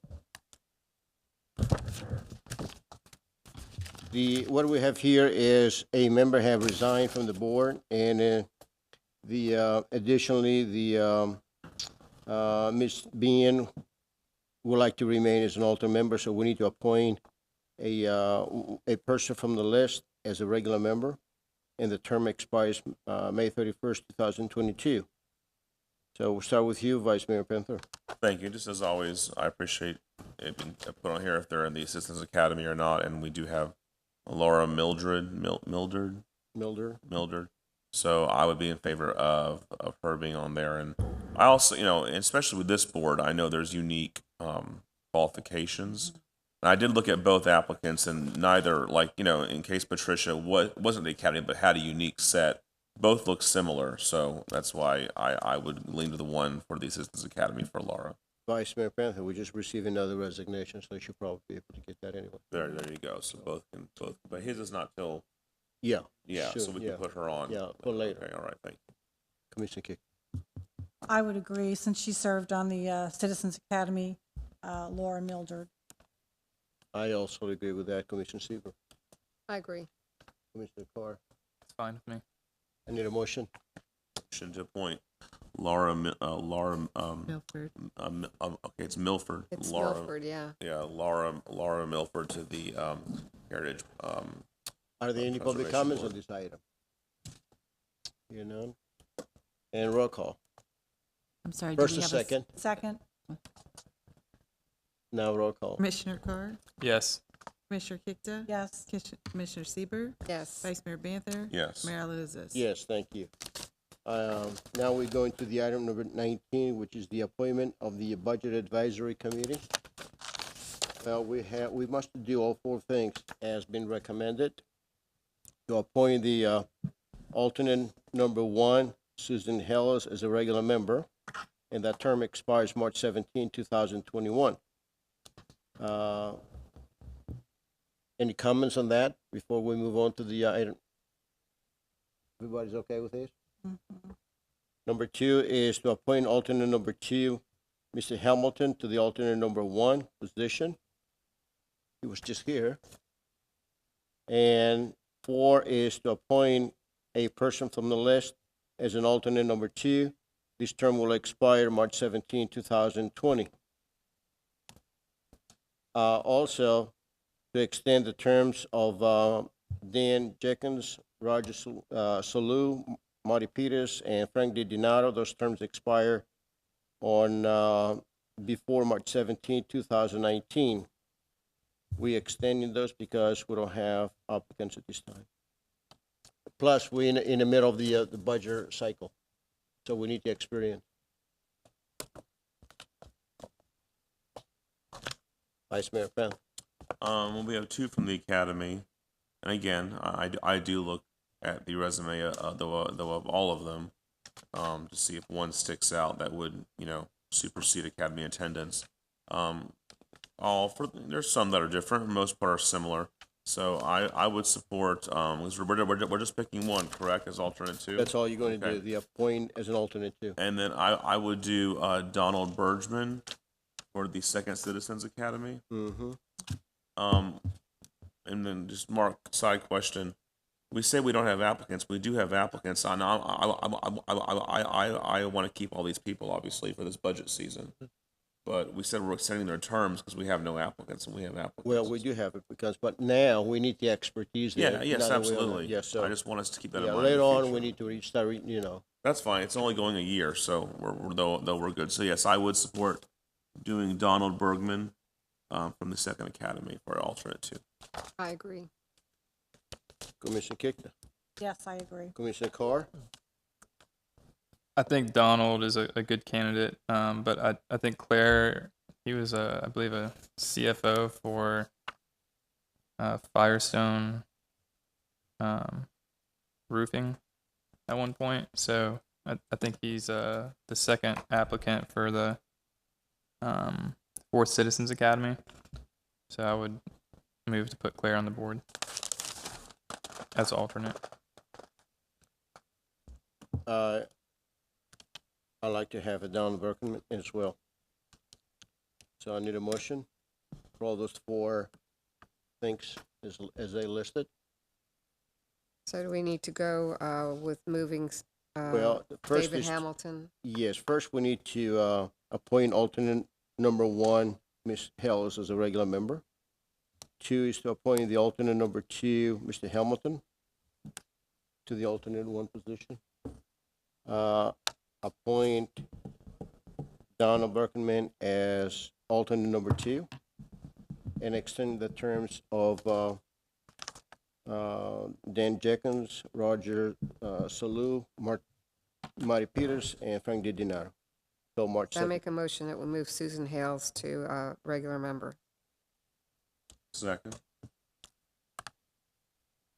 Did y'all want to do them all together, or do you want to do them individual? Okay, all right. Yeah. And that we move David Hamilton up to alternate 1 and move Donald Bergman to alternate 2 and extend the terms of Jenkins, Salou, and Peters, and DiDonato. Okay. Second. Okay. Any public comments on those items? Here none, and roll call. Commissioner Carr? Yes. Commissioner Kikta? Yes. Commissioner Sieber, Yes. Vice Mayor Banther? Yes. Mayor Alahouzes? Yes. Thank you. Well, that concludes the regular session agenda, and we can go to staff comments. Police Chief, No comments, Mayor. Thank you. City Attorney, No comments. Perez, thank you for being here with us tonight. Absolutely, my pleasure. Mr. LaCours. The only thing I want to mention is you might put the newsletter on the utility bills on the delay, because you didn't take that one item to the second meeting. I'm afraid I'm gonna have to go through a whole process of advertising a new set of meetings and going. So obviously we won't be having a second reading next time because there's no need to, because there wasn't a first. So just as I regroup and see what we're gonna do with this, it just it may delay because I think I'm gonna have to go through a whole new 30-day advertising period, and we're gonna have to start from square one on the water, because that's why I asked we go to second reading, and then if we need to postpone, then you decided not to do that. So I'm gonna have to look and see what part of the process we have to start again. Madam City Clerk, no comment. Vice Mayor Panther. Just to hope, I think some are going to fire ops this weekend. I chose not to go for a third time. I think twice suiting up is good. And I need to spend some time here in Tarpon this weekend, but I think some are going observing. Right, Commissioner Kitkin? I am. So have fun with that. It's a great experience if you have not been, and really helps you understand what our firefighters go through. Thank you. Commissioner Super. Yes, I completed fire ops, and it is a great way to see what really happens when you're in that suit and you're crawling around and you're holding a hose and going through the classes. So definitely a great experience. I can't make it this Saturday. We have a wine walk that I have to work, unfortunately, at the same time as your beach party. Well, we have another wine walk from 4 to 8 on Saturday evening, and those are always very popular. And I don't know if you were going to talk about the beach party, but it's on the same evening. Maybe I can do both. But anyway, looking forward to the wine walk. Commissioner Kickler. I know, I wish I could go to the wine walk. I enjoyed it last time. I always work it. I never get to go. Find somebody else to fill in. The Elks Lodge is having the beach party this Saturday, the 12th, at Sunset Beach from 6 to 11. So Sunset Beach, the beach part of it, the sand part, will be closed unless you have a ticket. Tickets are $20 if anybody would like one. I always, I have some on me. So I believe if people are still out at the beach, or they can stay on the causeway, is what I was being told.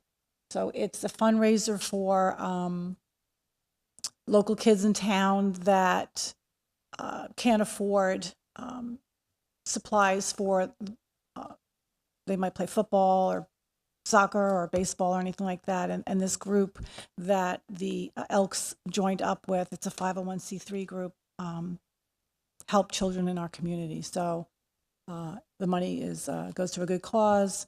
It's free hamburgers, hot dogs, and sides, whatever, beer and wine, and there'll be music, and just it's a great way the community comes together. It's been going on for years. We stopped it for about 3 or 4 years, but we're starting it again and again. It's just a great way for the community to come together. So we're expecting a very big turnout this year. So hope to see some of you out there. Commissioner Kickler, that's a good fundraiser. I need to buy a ticket. I have tickets. Okay. Commissioner Koch. Yeah, we've got a lot of great small businesses within Tarpon Springs. There's multiple ribbon cuttings going on this weekend. Mayor and I were at a ribbon cutting last night for Bahama Buck. Is that what it's called? Bahama Buck. Bahama Buck. It's a new shaved ice smoothie place of business in the old Winn-Dixie Plaza next to the old DMV. So it would be great to see the residents out in downtown this weekend supporting our small businesses in the sponge docks. Thanks. Thank you. I have some announcements to make. May 19, we have the Sweet Corn Festival. It starts at 10 a.m. to 6 p.m. at the Craig Park. May 19, we have the Night in the Islands at 6 p.m. to 11:30 p.m. May 19, also we have Flags for Freedom, retiring flags. This is being performed by the Boy Scouts. That starts at 6 p.m. till 8 p.m. at Sunset Beach. And also I'd like to welcome some of the other businesses that they come in town. In addition to Bahama, the Two Frogs Brewing Company, the Home Health and Anytime Fitness at their new location in South Pinellas. I think they're coming soon. Also I'd like to congratulate the Tarpon Springs High School class of 2018. It's an honor for us and all the my fellow commissioners to attend the Senior Awards Night. I think it's this week, and the graduation next week. And I'd like to wish to all the graduates to have a great year and be very successful in their life. With that, concludes our regular session meeting at 9:44 p.m. And it's adjourned. Thank you, and good night. No kidding.